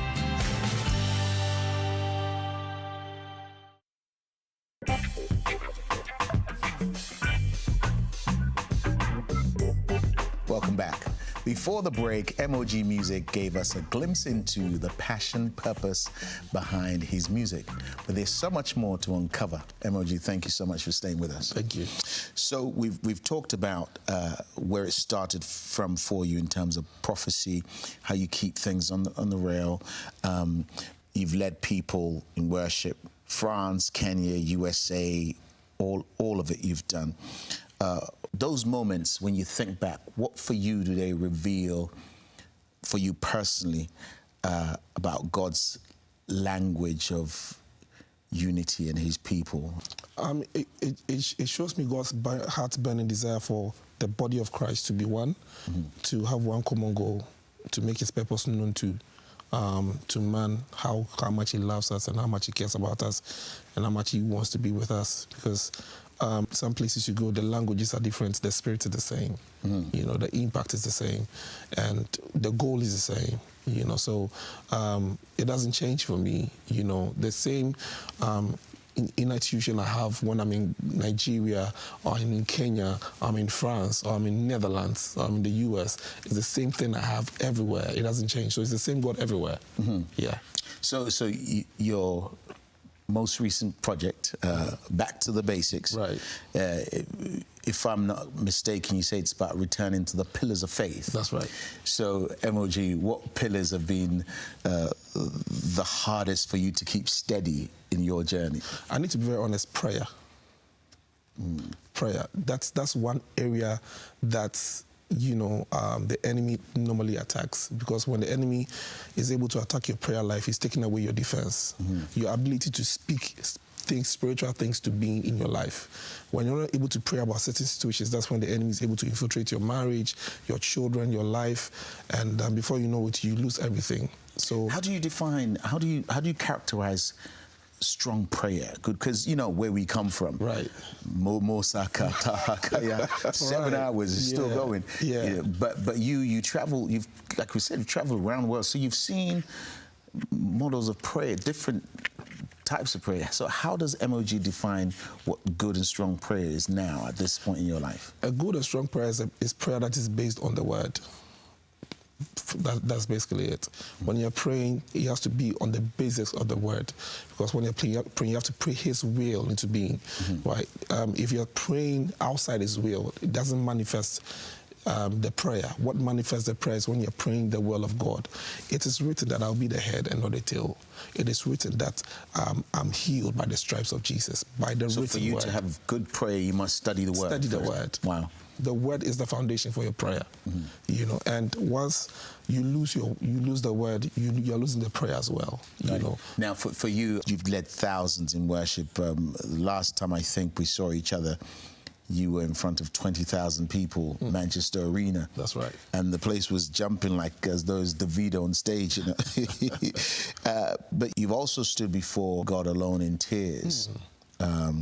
Which vision do you think God loves the most, and why? The personal one, the time alone with him, because that is when you can be more vulnerable, more open, and devoid of the sound, the effects, the accolades. It's just you naked with him. You know, I'm blessed to know how to play the keyboard, so I'm able to sit behind my keyboard and, just play some notes. But sometimes just me, no keyboard, no sounds, sitting down in the room alone, singing songs to God, just talking to God, and tears just start dropping from my eyes because I am seeing how excited he is through my worship. There was a time I was just worshiping in my room and I had my kids calling, Daddy, Daddy, Daddy. So they were just back from school. So I was just rushing out to go and meet them. And he's like, no, I need you, don't go. And that kept me in the room for close to about an hour, just worshiping alone. So for me, it's the one-on-one with God. It makes more impact for me. Wow. One of your most sung songs, if that's good English, Oh, be lifted above all of the gods. When you hear versions where people say, "Oh, believe there is no other God," or all the other versions, what does the musician side of you say, "Don't mess with my music," or do you just say, "Whatever"? I mean, I love it. It's a blessing. It shows how impactful the song has been, and if people are receiving other revelations about the song, it's a blessing. As long as it's not moving away from the core purpose which God has mandated it to be, I'm okay with it. And what's the core purpose that you believe God mandated for that song in particular? For people to know that he's the only God. Yes. He's lifted above all other gods. So, we lie across and worship him. And that song, you've done versions of it with Donnie McClurk. Yeah. I mean, many people have, Dulcin's done versions of it and much more. What's the one testimony that you can remember now from that song that warms your heart or that makes you think, this is why I serve, this is why I sacrifice, that song has been the catalyst for? A couple were at the final stages of their divorce and the husband listened to the song. He listened to the song and sends the link to his wife. Called the wife on another phone to unblock him. And the wife unblocked him. And he sends a link to the wife that I need to listen to this. So the wife listens to it, and the husband sends a message to the wife, I'm coming home, we need to talk. So he drives from work, gets home with no counselor, no lawyer, nobody. The two of them sit down, and they resolved issues in their marriage. And both of them called their lawyers, called the divorce off, and they're married till today. Wow. MOG, thank you so much. And long may we get more music like that resolves disputes in the family. Amen. Well, we've come to the end of the program. Our psalmist, MOG Music, is going to close us out with a song from his latest project. Now, whilst he's setting up, I want to leave you with one final thought. In every storm, in every struggle, there is a refuge. Proverbs 18, verse 10 says, the name of the Lord is a strong tower. The righteous run into it and they are safe. No matter the journey, remember, God's presence is our peace. We leave you now with MOG Music singing Your Presence. From all of us here at TPI, goodbye.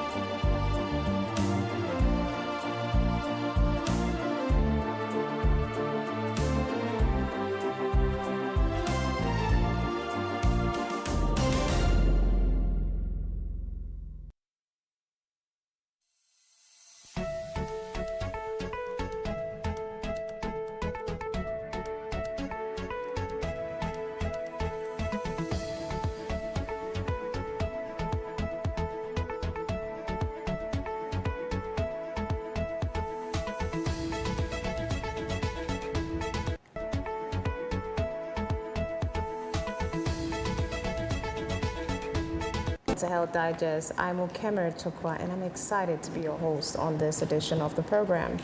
It is still the first quarter of the year, so I'd like to say welcome to your best year yet. If it is your first time of tuning in on the program, Health Digest is your one-stop health program that aims to bring body, soul, and mind all working in unison. My aim is to optimize your health. I bring you the latest information happening in the medical field. I bring you the latest happenings when it comes to the expert technological advancements and everything you need to know to optimize your health. Yeah, so we'll be speaking on the experts on quite a number of areas. First things first.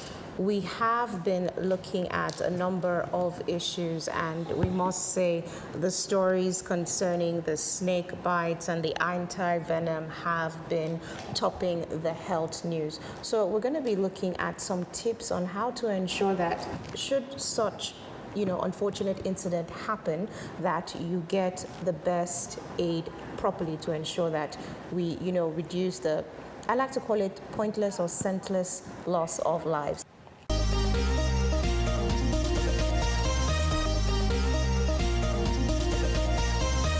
The outbreak linked to the Bundibujo strain of virus has already claimed more than 130 lives, with hundreds of suspected cases recorded. Unlike other strains, there are currently no approved vaccines or treatments specifically designed for Bundibujo. However, experts are considering whether existing vaccines, including those developed for Zaire strain, could offer partial protection. Africa's CDC officials say the meeting will focus on available scientific evidence and determine most effective response strategy. The outbreak has already been declared a public health emergency, raising concerns about further spread within the region. Health authorities say urgent decisions are needed to contain the virus and prevent a wider crisis. Health officials say the virus linked to the Bundibugyo strain is spreading to new areas, raising fears of a wider regional crisis. Cases have now been identified in multiple locations, including Ituri Province, North Kivu, and the city of Goma. There are also confirmed cases in neighboring Uganda signaling cross-border transmission. The World Health Organization has declared the outbreak a public health emergency of international concern, though it has not yet reached pandemic status. Meanwhile, an American doctor working in the region is among those infected and is expected to be evacuated for treatment. Authorities said response teams are intensifying contact tracing and surveillance while urging the public to remain calm. Despite reassurances, concerns persist that the outbreak could grow significantly if not contained quickly. 35 years. Dr. Henrietta Oku called on the federal government to increase support for local drug manufacturing and strengthen investor confidence in the sector. She stressed that Nigeria must reduce its reliance on imported medicines by creating an enabling environment for pharmaceutical companies to thrive. For every major project, we have to have a problem statement. What are we trying to solve? What we're trying to solve is our extreme dependency of both our active pharmaceutical ingredients, the APIs, as well as the raw materials and most of what it is that we use for even those ones that we are manufacturing now. The other business model is production of generic products, that is, copies of innovator products. Other speakers at the conference warned that no country can sustainably outsource its healthcare security, calling for stronger collaboration among government agencies, researchers, academia, and industry players to develop practical local pharmaceutical solutions. The recent global disruptions have reminded us, particularly during the COVID-19, that health security is synonymous with national security, and no nation can afford to depend entirely on the national system for its pharmaceutical needs. The future we seek must therefore be locally built, sustainably driven, and globally aligned. But the future cannot be achieved in isolation. So collaboration is the engine of transformation. We must strengthen partnership across the entire pharma ecosystem.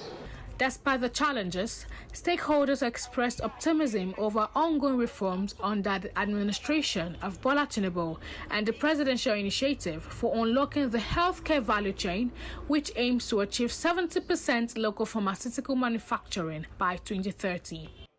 Industry leaders say ongoing projects in vaccine production, HIV drug manufacturing, and active pharmaceutical ingredient development could position Nigeria as a major pharmaceutical hub in Africa.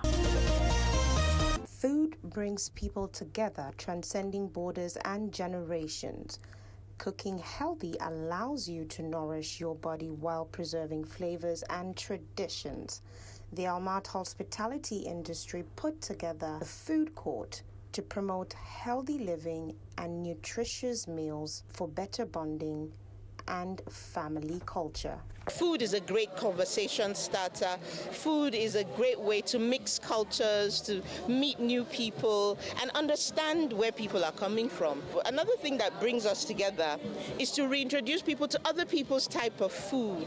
Nigeria has such a robust and great cuisine. We have promoted so many other cultures across the globe. As a chef, I had to sit back and say we need to look inward and promote our own.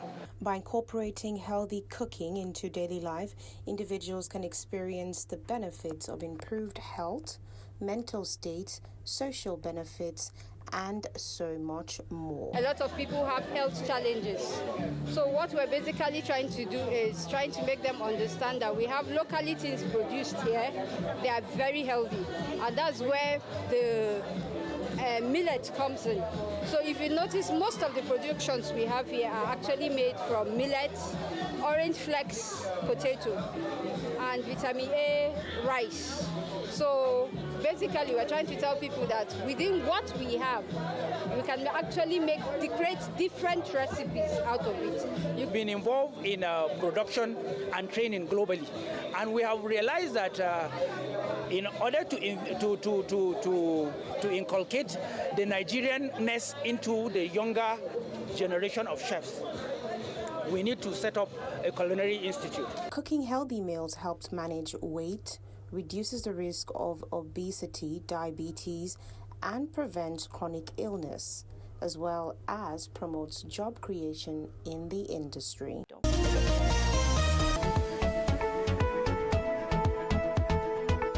More than just the ingredients behind chocolate, cocoa is packed with powerful health benefits, rich in antioxidants called flavonoids. Cocoa helps fight inflammation, protect cells, and support healthy blood flow. Research suggests it may also help lower blood pressure and improve circulation, benefiting both the heart and the brain. Better blood flow to the brain has even been linked to improved focus and cognitive function, but experts say healthier choices matter. To maximize cocoa's benefit, options like unsweetened cocoa, powder, or dark chocolate with 70% cocoa for more are often recommended, as they contain less sugar and fewer added fats. From heart health to brain support, cocoa remains one of nature's surprisingly powerful healer.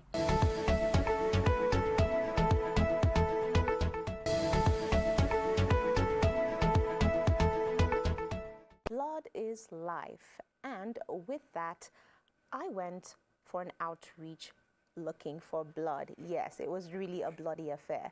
So June is the month in which the blood drive awareness was on full force, and we had the Shalom Foundation as well as the JDI initiative do their best to ensure that they could save a soul or 1 million souls. So presently we have shortage of blood in the blood plan when it comes to emergencies in the hospital. We have cases whereby we need to save a woman in maybe a gynae case due to complication, and there is no blood in the blood bank. But because there's no voluntary donors anywhere, you see a life that was supposed to be preserved being wasted. I was sick at some point, very sick, and I needed blood, and there was no blood. The life of every human being is in the blood, and we know that. And there's thousands of people on a consistent basis in Nigeria that would always need blood for one thing or the other. And so our advocacy is trying to get as many people as possible to joining into what we call the blood donor pool, because the more we have people donating blood, the more we're able to save lives. And this year's theme goes around the aspect of hope, providing hope, actually, for people. However, I found out a couple of roadblocks when it comes to blood donation, and these amazing organizations are doing their best to beat these stereotypes and save a life. My first instinct is to run away. I hate needles. Oh, Jesus Christ, I hate it. Till now, oh no. One word, diabolical. Actually, I was talking to a friend of mine yesterday. Okay, let's go and donate. There's a team. And I said no, because after donating, they'll be selling the blood and you donated free. I've always wanted to donate for a very long time, but I wasn't sure of the process and all of that. And I think that was one of the reasons why we proposed this. So yes, irrespective of how much I eat needles, I'm going to do this. No matter how I scream at first, because I know I'm definitely going to scream. I find it very, very scary because and I can say probably from experience, I've had situation where someone has to, take another person's blood and it reacted badly. So, and I'm kind of a very religious person. I'm happy that I'm able to save life. I'm able to contribute my own part to humanity. Might sound somehow, but to be honest, even though despite my exposure, I used to find it kind of scary, taking someone's blood and having to infuse it to another person's body. For now, I usually think blood must fill your body first before you're able to donate. The demand is more than supplies. And then when there is no blood in the hospital facilities, individuals outside, they engage them to come and donate blood by way of paying them. We call them commercial blood donors or paid donors, which of course the government of today is trying to convert them to become voluntary blood donors. So once there is blood in a blood bank, people will get them. But when you don't have them, because hospitals are set up to make their profit at the end of the day. So if they have paid somebody to come and donate blood, definitely that facility we want to get their monies back. One of the things I love about our blood drives is that it is extremely safe, right? When you come in, we make sure you go through the fitness test. There's the counseling that you also go through with professionals. So it's not like we're just going to take your blood like that. We're going to check to make sure that your weight is the right weight. You have to be more than 50 kg. We'll check that you're not having any high blood pressure at that point in time. And then also to see that you got enough blood to donate. And once you're fit, then you can go ahead to donate blood. And you can go doing your own work. You're not going to faint. I know people always say that. You're fine. These are the issues. And it's program like this that will try to, create that awareness so that people will know that this is not what it is. That's it. So I hope that you do make that decision to give blood because it is important and you are saving a soul. And today I'm going to be speaking to a very interesting person. In fact, I should call him at this point a house guest. Yes, I'm talking about, I like to call him Dr. Ozzy. He's going to be speaking to us about cancer. And I like the dimension that his organization goes to. We look at different areas of cancer, breast cancer, lung cancer, but often we tend to forget that the little people also suffer from cancer. So here with me is Dr. Ozzy. Thank you so much for joining me this morning. Thank you, Kanye, for having me. Thank you. So let's get a holistic picture on cancer and what this day actually means. And should it be just today, or how long should this awareness be for, especially in Nigeria right now? Considering the peculiarities in Nigeria, I would say that every day should be World Cancer Day in Nigeria, giving us opportunities to talk about cancers, especially in children. Every adult knows when there are symptoms that are related to, some abnormalities in the body. But a child has no clue as to what, is normal and what is not normal. And all they do is just cry or scream, for help. And that's why I feel a little bit uncomfortable even with the data that we're projecting globally about pediatric cancers. Because I think a lot of childhood cancers are unreported or underreported. An adult would know, having read or Googled some information about some symptoms and signs and begin to suspect, cancer. But a child who has pains in the bones or a headache would not immediately, project anything related to cancer until it is much late in the life of that particular disease before it is presented. So yes, the general concept about cancers in Nigeria is that it is not even common, whether in children or in adults. It is only recently that you find a lot of emphasis or advocacy related to cancer. Prior to this time, it was a taboo to mention cancer. In short, if you talk cancer in your neighborhood, everybody will stigmatize you and avoid you, like cancer was contagious. So the point to be made in the first instance is that you cannot really transmit cancer from one person to the other. And this is particularly important in the cases of children, where the parents would, as much as possible, once a child has been diagnosed of cancer, try to isolate that child from the general public. And so the child loses out in a lot of issues regarding education and socialization, because we find cases where children suffering from cancer are usually locked up, in the homes, because the parents feel that, hey, it's already a bad image for them that their child has cancer. And so the consequences are grave, because most times these children never even get access to care. So whilst the general data about cancer in Nigeria is that we have about 127,000 persons coming down with cancer annually in Nigeria, and only about 7.2% of this population suffer from childhood cancer. I think, well, that's data, that's statistics, but in reality, I can say it is even much more than that 7.2%. What would you say are some of the contributing factors to cancer? Is it that people are just getting more sensitized about this, or has this been an issue that has been in Nigeria with us, or are there some growing trends that might be increasing, this, well, as you have said, it's not transmittable, but it's something that can be acquired? Yeah, for the adult cancers, we can talk about environmental factors. We can also talk about lifestyle habits and, even dietary habits. I'll give you an instance. Before now, colorectal cancer was not a common cancer amongst adults.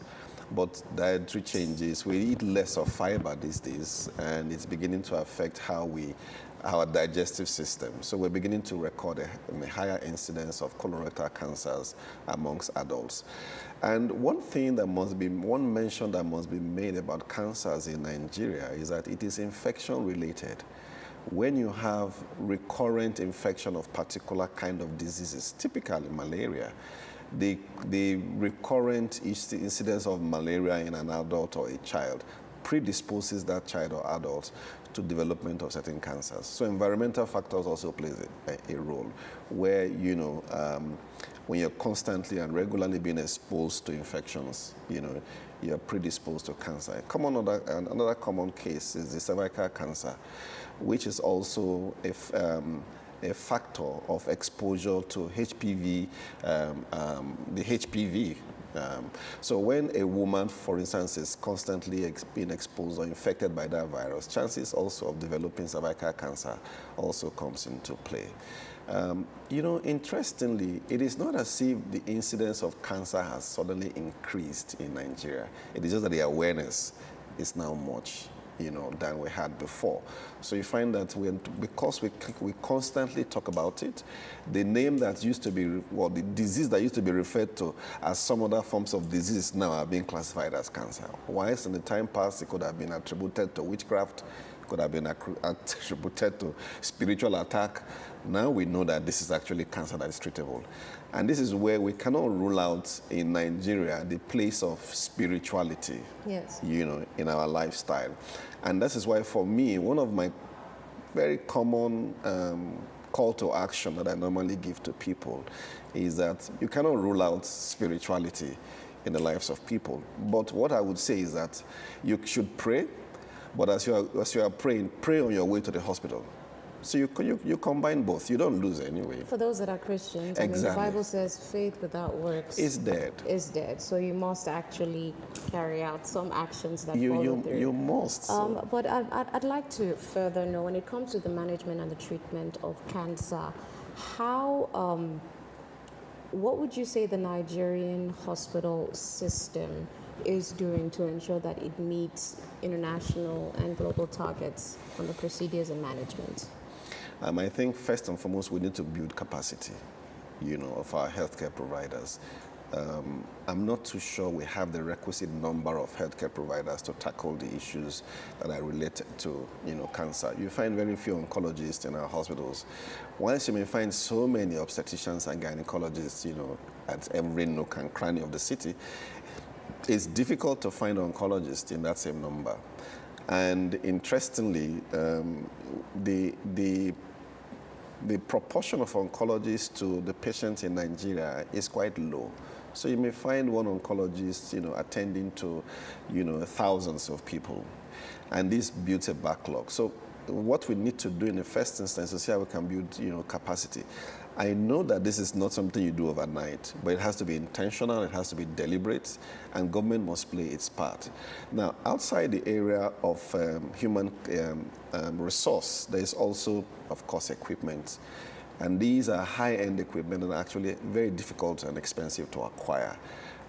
Take, for instance, I think there's very limited radiotherapy services available in Nigeria. I know that there's currently a concerted effort, to see how we can increase the capacity of our hospitals to provide such services. And it's not just a hospital.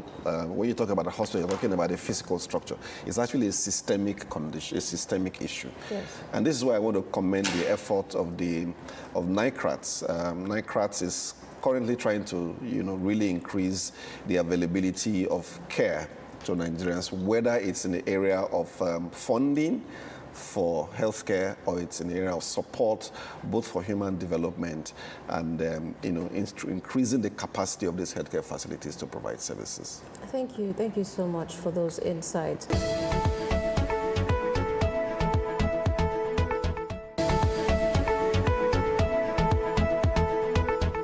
Imagine treating a tumor not with major surgery, but rather with extreme cold. That's the idea behind MRI-guided cryoablation, an emerging technology being used at Liverpool Hospital in Sydney. Using real-time MRI imaging, doctors insert a thin needle into a tumor and freeze the targeted tissue, destroying abnormal cells with high precision. Unlike conventional surgery, the procedure is minimally invasive, potentially reducing recovery time and limiting damage to healthy tissues. A patient chose the treatment for a painful spinal tumor. According to the report, her pain was gone by the next day. Doctors say the technology may also help treat selected tumors in areas including the liver, kidney, and soft tissues. As healthcare evolves, MRI-guided cryoablation is showing how advanced imaging and something as simple as extreme cold could help reshape the future of tumor treatments. Thank you so much for staying tuned to Health Digest. You heard it right there from Dr. Ozzy when it comes to cancer awareness and cancer management. The deficits, the gray areas that the medical industry needs to fill in and what you can do as an individual. And when it comes to emergency management, as right now the issues are snake bites and more, you know exactly what to do to stay safe and stay sound. That's all the time we have today. Stay blessed and not stressed. I'm Ukemura Tokwa. Bye-bye for now.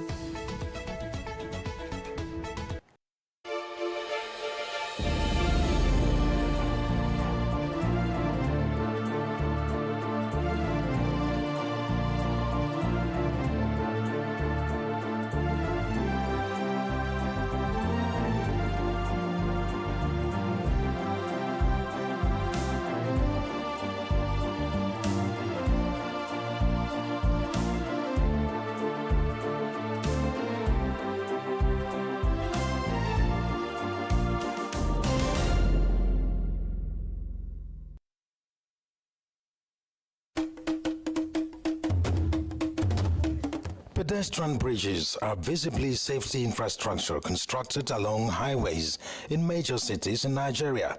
These bridges are obviously meant to prevent avoidable deaths occasioned by pedestrians crossing the highways. The pedestrian bridge is a girder footbridge designed to link 2 points at heights above the ground, but some Nigerians, especially Lagosians, prefer to dash across the busy road than to use the provided bridges. The pedestrian bridge are just facilities put in place, just like the zebra crossing, to protect the interest of the exposed road users, like the pedestrians.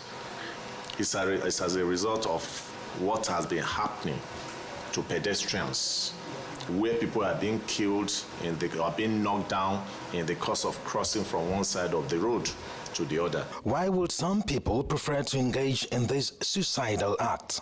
Fear of heights, insecurity, impatience, among others, were reasons advanced by respondents, while other respondents gave their reasons. But people used to talk to the federal government that they should do the overhead bridge.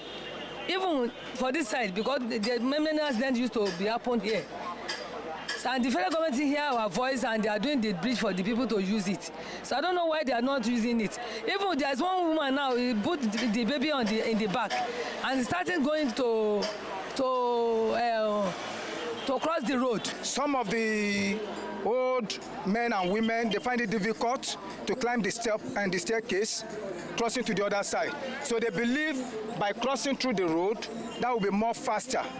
Though it's faster, but it's dangerous. Because the government did not put on an enforcement agents to look after the thing, because they use a mighty money to build such a pedestrian bridge. To sensitization, whereby we try to tell people the reason why they should have it. I think that will work. Maybe because we don't really have we don't have knowledge about it. If that's the reason why we are not using the bridge. The sites of refuse dumps on some of these bridges have turned some pedestrians off. Corps Commander Olusegun Ogungbemide gave suggestions on ways to encourage the use of the pedestrian bridge. You can see what Lagos State has done to the highway now, where hitherto in the past there were no pedestrian bridges and people were taking the risk massively. I've seen where vehicle knocked down about 5 people on this highway at a time because they were rushing. Then in the court, some people were coming from the other side. Some were going this way. There was do we say head-on collision of pedestrians now? And vehicles on the highway don't stop for pedestrians because they know it's not the right of pedestrian to run across the express. So when you are picked on the highway or in the express, you are still the one at fault. Are these bridges wrongly sited? The risk of crossing from one side of the express or highway to the other is enormous. Even if the bridge is 1 kilometer away from your residence, it will not take any life from you to trek to that spot and be saved by crossing to the other side of the road. Or you wait wherever you are, take a vehicle that can take you to the other side, not taking the risk, because the same death that will kill you when you are 1 kilometer away from the bridge is the same death that will kill you when you are just 5 meters to the bridge. If you are knocked down under any pedestrian bridge or around the pedestrian bridge, when you are not expected to cross the road, you might lose totally. You will be a dead person, and your family too will not get any compensation for anybody. FRSC Sector Commander Lagos State leaves us with this illustration. Crossing the road is dangerous, especially on the highway and the express. Whatever it takes, make use of the pedestrian bridge.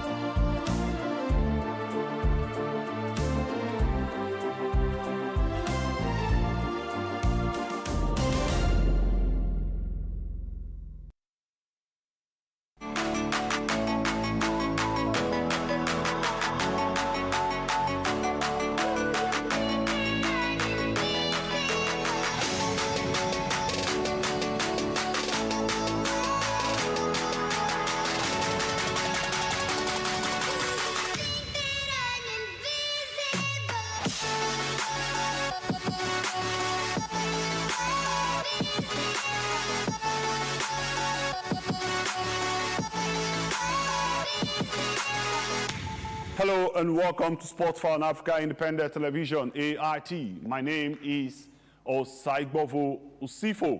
On the show today, we have a lot to talk about. First, congratulations to the Arsenal on becoming the champions of the 2025-2026 English Premier League season. It is their first title in 22 years.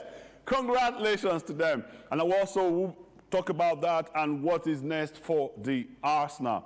From there, we'll talk about the Nigerian Premier League, where a champion also will emerge this weekend. We all know it's between Rangers International and, of course, Rivers United.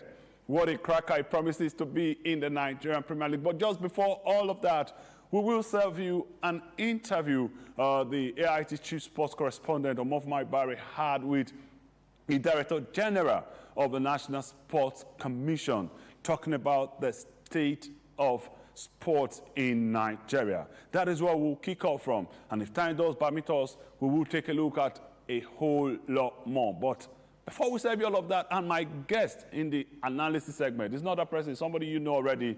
Let me keep it.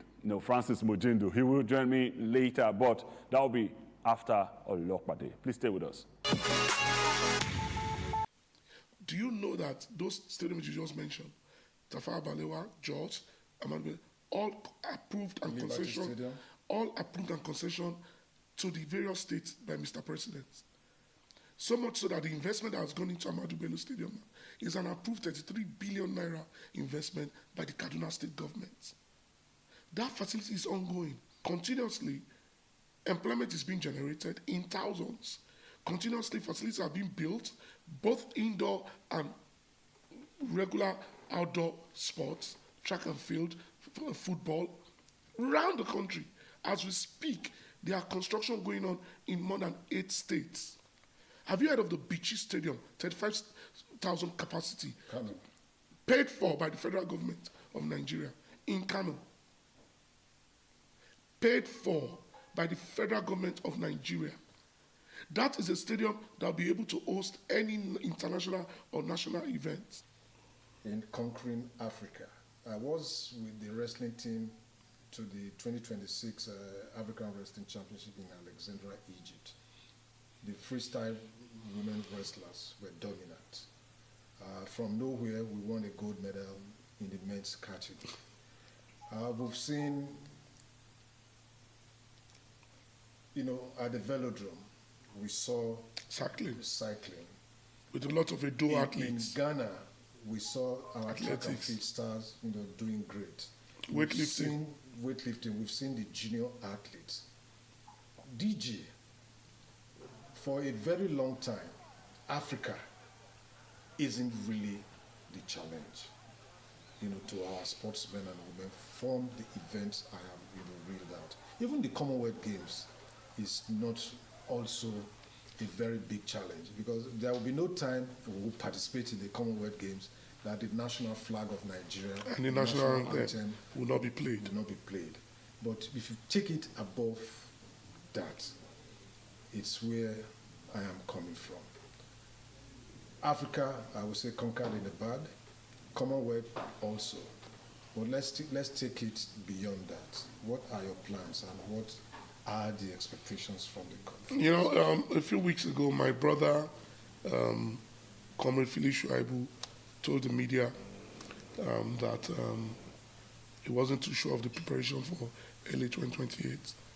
And I called him up and I said, Excellency, what's up? What's going on?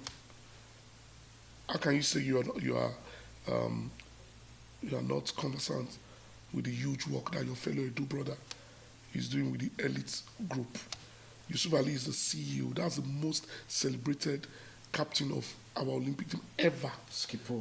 Who today is still doing so much for this country that every time I see him, I say, you deserve a national award. People were talking about national award for Shehu Diko and I the other day, and I said, no, Shehu Diko have not done enough to deserve a national award. I would not accept it. But people like Yusuf Ali, when they speak, it's biblical in sports. When we went for the Islamic Games, Yusuf Ali sat me down with his elite group and said, look, I'm recommending to you only 17 athletes. And I guarantee you that every one of them will win a medal. Because you are talking about the world, but you have all of a sudden forgotten that we also dominated the Islamic Games for the first time, where more than 60 countries participated. How big can it be? We went with Yusuf Ali's Hungarian table with his elite board, all thanks to his entire board. Oh, and behold. But for maybe 1 or 2 athletes, the boxer that Yusuf Ali likes to make fun of him, that Otutu Mumini, that was beaten in the quarterfinal. Every athlete that the elite board presented to us, and these are athletes that have been prepared for early 2028, won a medal. Everyone. When we're going for Botswana, the world relays, that's also a world platform.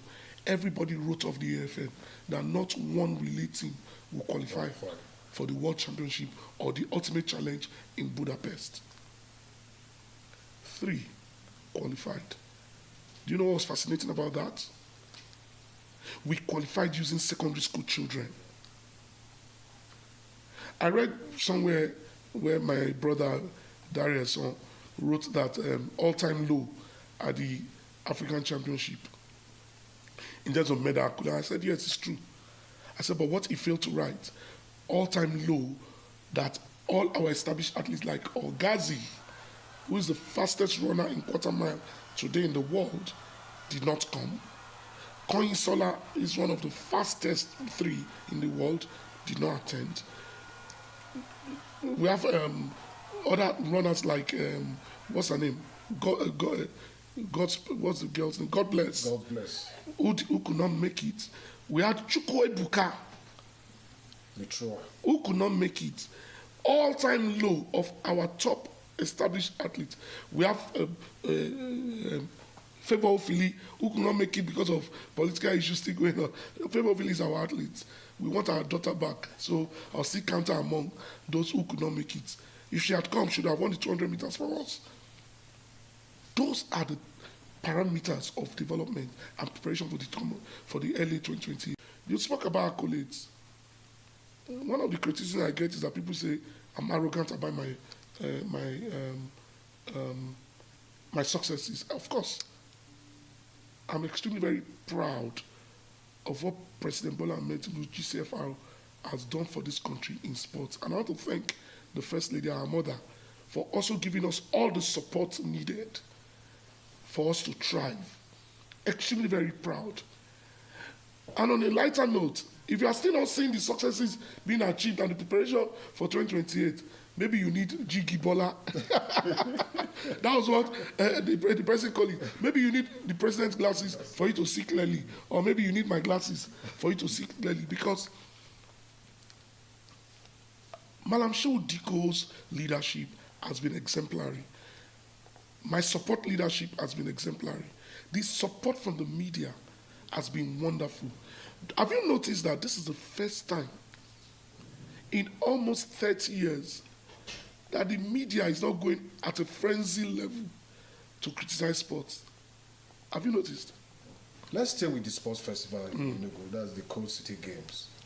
The controversy centers on... I love controversies. The non-registration, the non-admittance of 2 sports. Just 2? That's where the controversy Handball is. and volleyball. Handball and volleyball. And there is a canoeing, somewhere. That made it. That made it. Somebody would say, in terms of knowing the sports in Nigeria,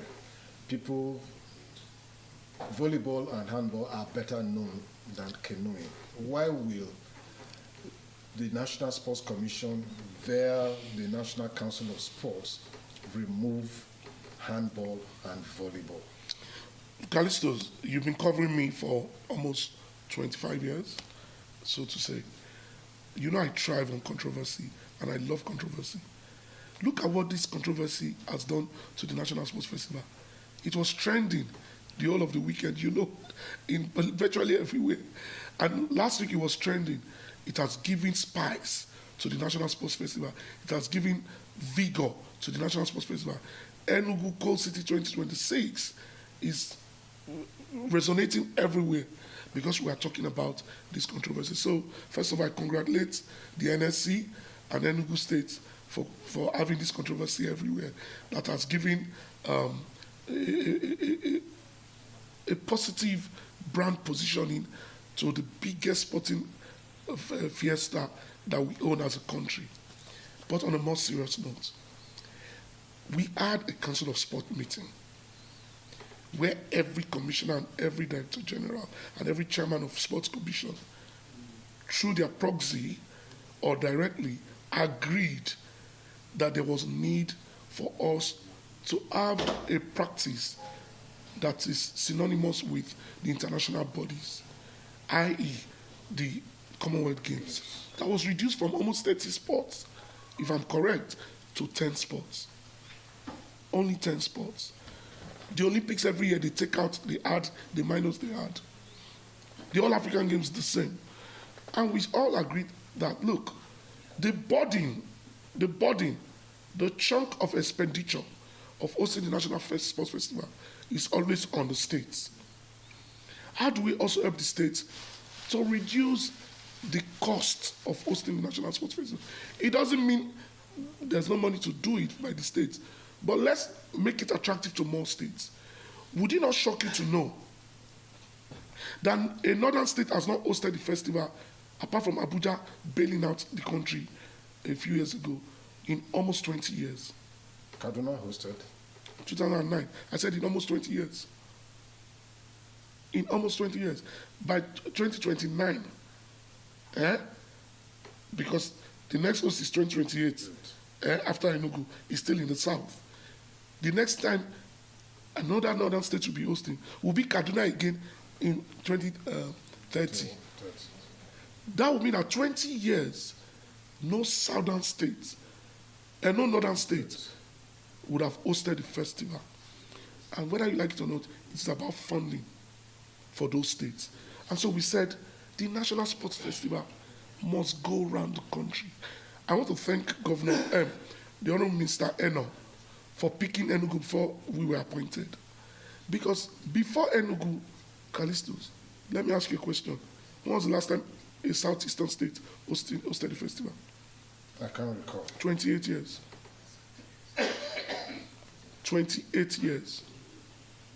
If we truly want to run sports in a country that is united, we must take the sport to those nooks and crannies where especially the effect of this festival would impact positively on our children. If you just joined us, you're watching Sport for Africa Independent Television, AIT. My name again is Osaigbovo Sifo, and I hope you enjoyed that interview with Omofumai Bare and the Director General of the National Sports Commission. You know, beautiful stadium there, right there in Kaduna State, and of course Enugu that will be hosting the Coal City game. That's talking about the National Sports Festival. Interesting. I must confess, the NSC led by Shehu Diko and of course Director General Abukola Olokbade. I must confess that you guys have done well so far, but there is more to be done. There is more to be done. We will keep unveiling it as it comes up. But right now, my guest is here.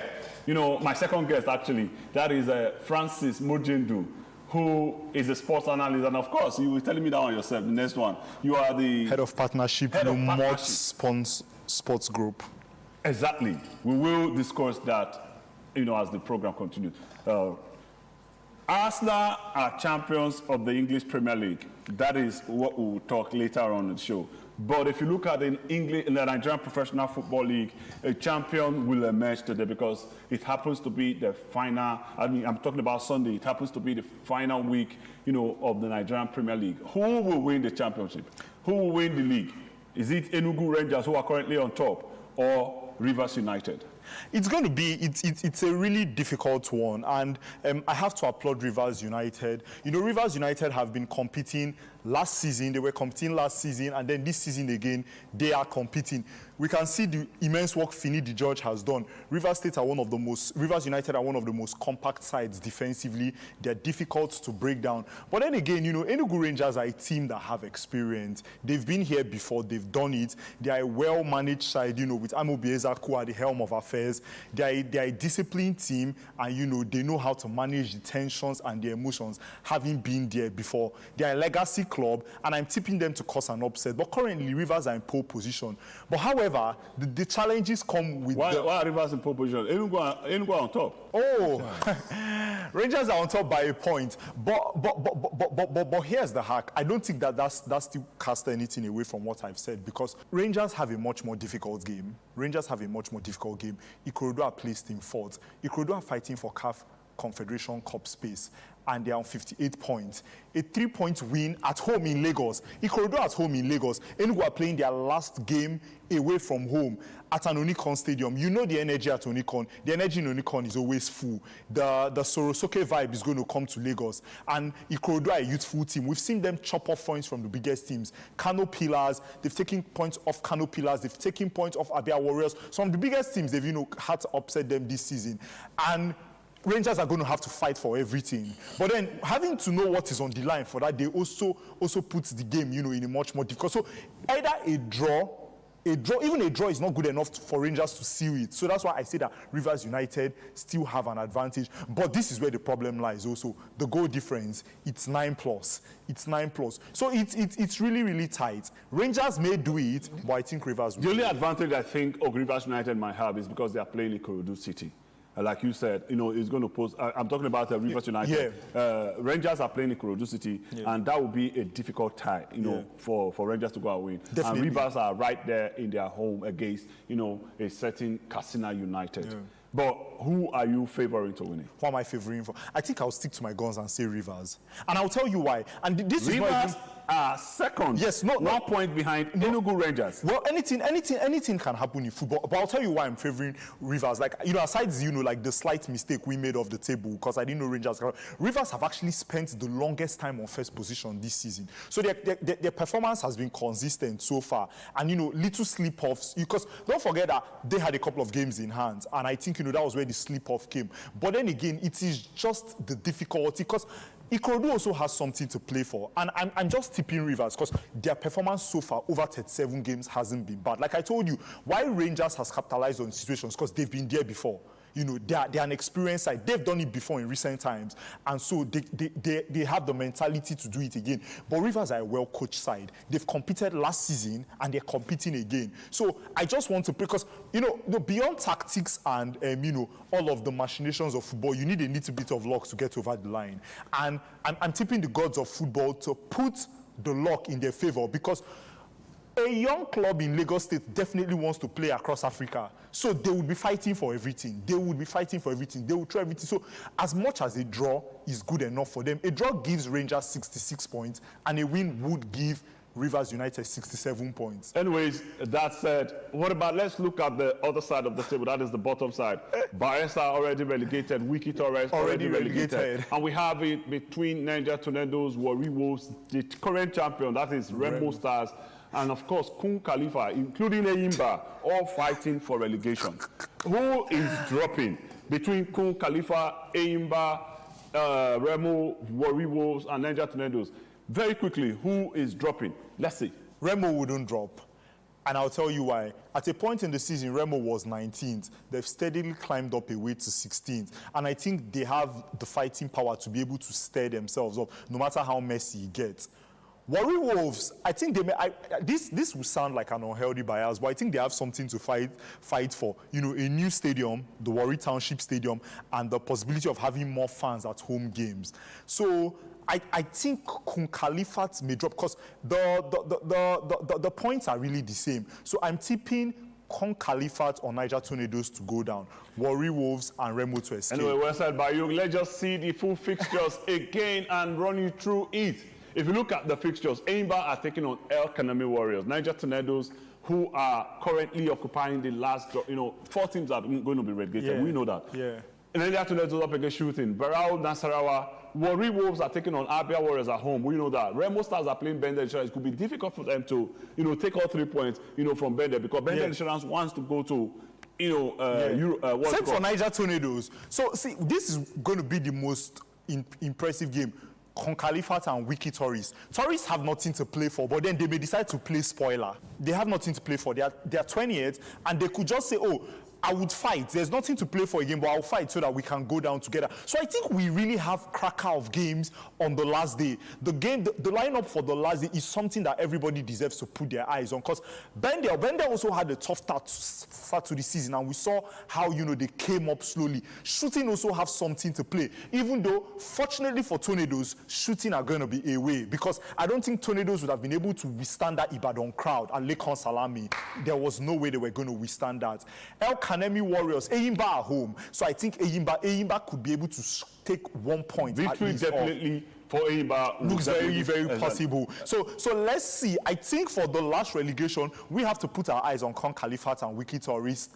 And Warri Wolves versus Abia Warriors is going to be, I think those are going to be the closest calls that day. Those are going to be the closest calls. Well, like I said, I don't want Remo to drop. 2 more teams will go because 4 teams are going to be relegated in the Nigerian Premier League. So, 4 teams have been promoted already. Yeah. Is either, what was his name? That is Remo Stars, Warri Wolves, We have, of course, Niger Tornadoes, who are also there, and of course, Eimba. Who will be dropped? Who will be dropped at the end of the season? Only time will definitely tell. But I am particularly, rooting for Remo Stars to stay on top. And from there now, let's just move over now to the English Premier League, where a champion has already emerged. Arsenal, like I said earlier on, congratulations to them. It is their first trophy in 22 years. What do you make out of Arsenal winning the league? Drum rolls! No, honestly, Arsenal is a deeply cultural club. I think the impact of Arsenal's title win is far-reaching all over the world. You can see happy, smiling faces. You can see enthusiastic new fans. But beyond the excitement, I think this is actually a testament of really trusting the process.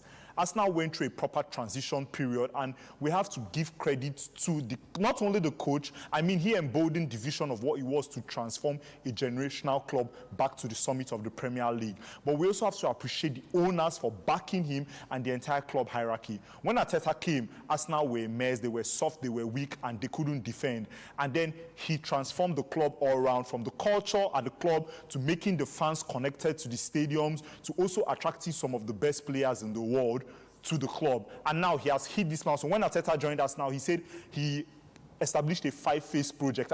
I guess we've hit gear 5 now because we've won the league. But then it's no time to stop, because when Arteta was signed, the football intelligence unit of Arsenal did a mapping out, and they saw that within the period of 2023 to 2027, their closest competitors, Man City and Liverpool, are going to have a lot of dynamic change from aging squad members. They would also have to go on their own rebuild, and they felt that these were the peak periods that they were going to capitalize. So I would still say that Arsenal still has more bullets to fire. So would they dominate the league next season, knowing that Pep Guardiola might leave Manchester City? It's very possible. So now it's all about consolidation. The trophy is there. So having to get over, they say doing it the first time is always the hardest. Most of these guys are peaking at the same time. They've not done it before, and he has built an impressive group of players. Now what they need to do, most of the guys who are aging and are deemed surplus to requirement, like Gabriel Jesus and co, they have to, phase them out this summer. Get more players in, freshen the squad. Them into the and then, go further again. There's a chance that Arteta could be on a trophy-winning role over the next 3-4 years. Anyways, congratulations to them. I like some Arsenal fans. Now they finally have one in the bag. They can run their mouth.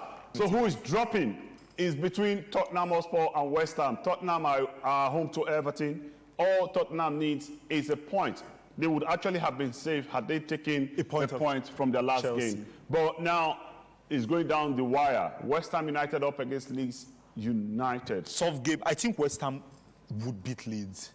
They are home. London Stadium is one of the hardest stadiums to play in England. Arsenal almost fell. Arsenal escaped by whiskers. Thanks to, after the referee's review, Manchester City dropped points at London Stadium, and I think that they would be one of the best teams to relegate if they do relegate. Why do I say that? They have a good team, a very good team. The problem was just that a series of managerial changes and other issues severely affected them, and that was why. So, but I will tell you, I think the harder game is going to be for Tottenham. Everton are a tough team. But then they are at home, and I want to trust that De Zerbi has what it takes to do the job. So let's just see, what De Zerbi has what it takes to do the job. Is Brighton versus Manchester United. Brighton needs to win and hope that other results goes their way so that they'll be in the Champions League next season. Burnley up against Wolverhampton Wanderers. Those two teams are already relegated. Crystal Palace are up against the champions Arsenal. They will get a guard of honor in that tie. Fulham are up against Newcastle, Liverpool, Brentford. If Liverpool wins Brentford and Aston Villa goes ahead to lose, it will be 6 teams in the Champions League next season. Manchester City could be farewell to Pep Guardiola and, of course, Bernardo Silva up against Aston Villa. Why Nottingham Forest, Bournemouth, and the bottom league is between West Ham leagues. West Ham must win and hope that Tottenham loses so they can stay up in the English Premier League. What a fixture we have here, this weekend, from the Nigerian Premier League to the English Premier League. Crackers we have all over. If you can't make your way to England, you are in Nigeria, please just look for a way and get yourself, to any of the stadium in Nigeria. And of course, like I said earlier on, congratulations to Aston Villa on winning their first major trophy since 1996. They are champions of the Europa League.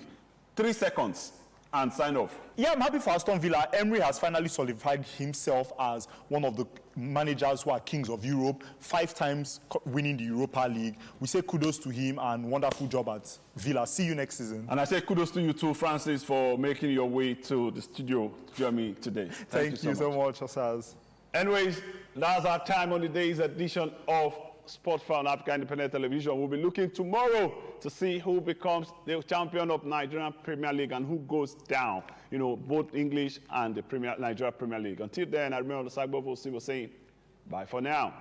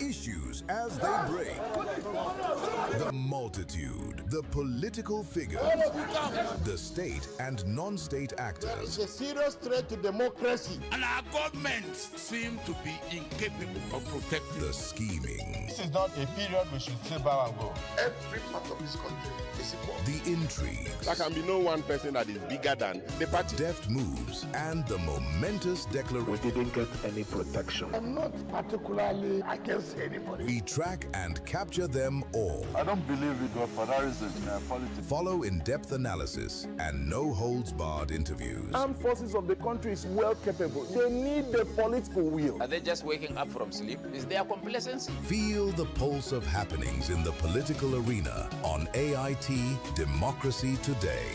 Widely acclaimed authority on politics. Monday to Friday, 7 p.m. Nigerian time.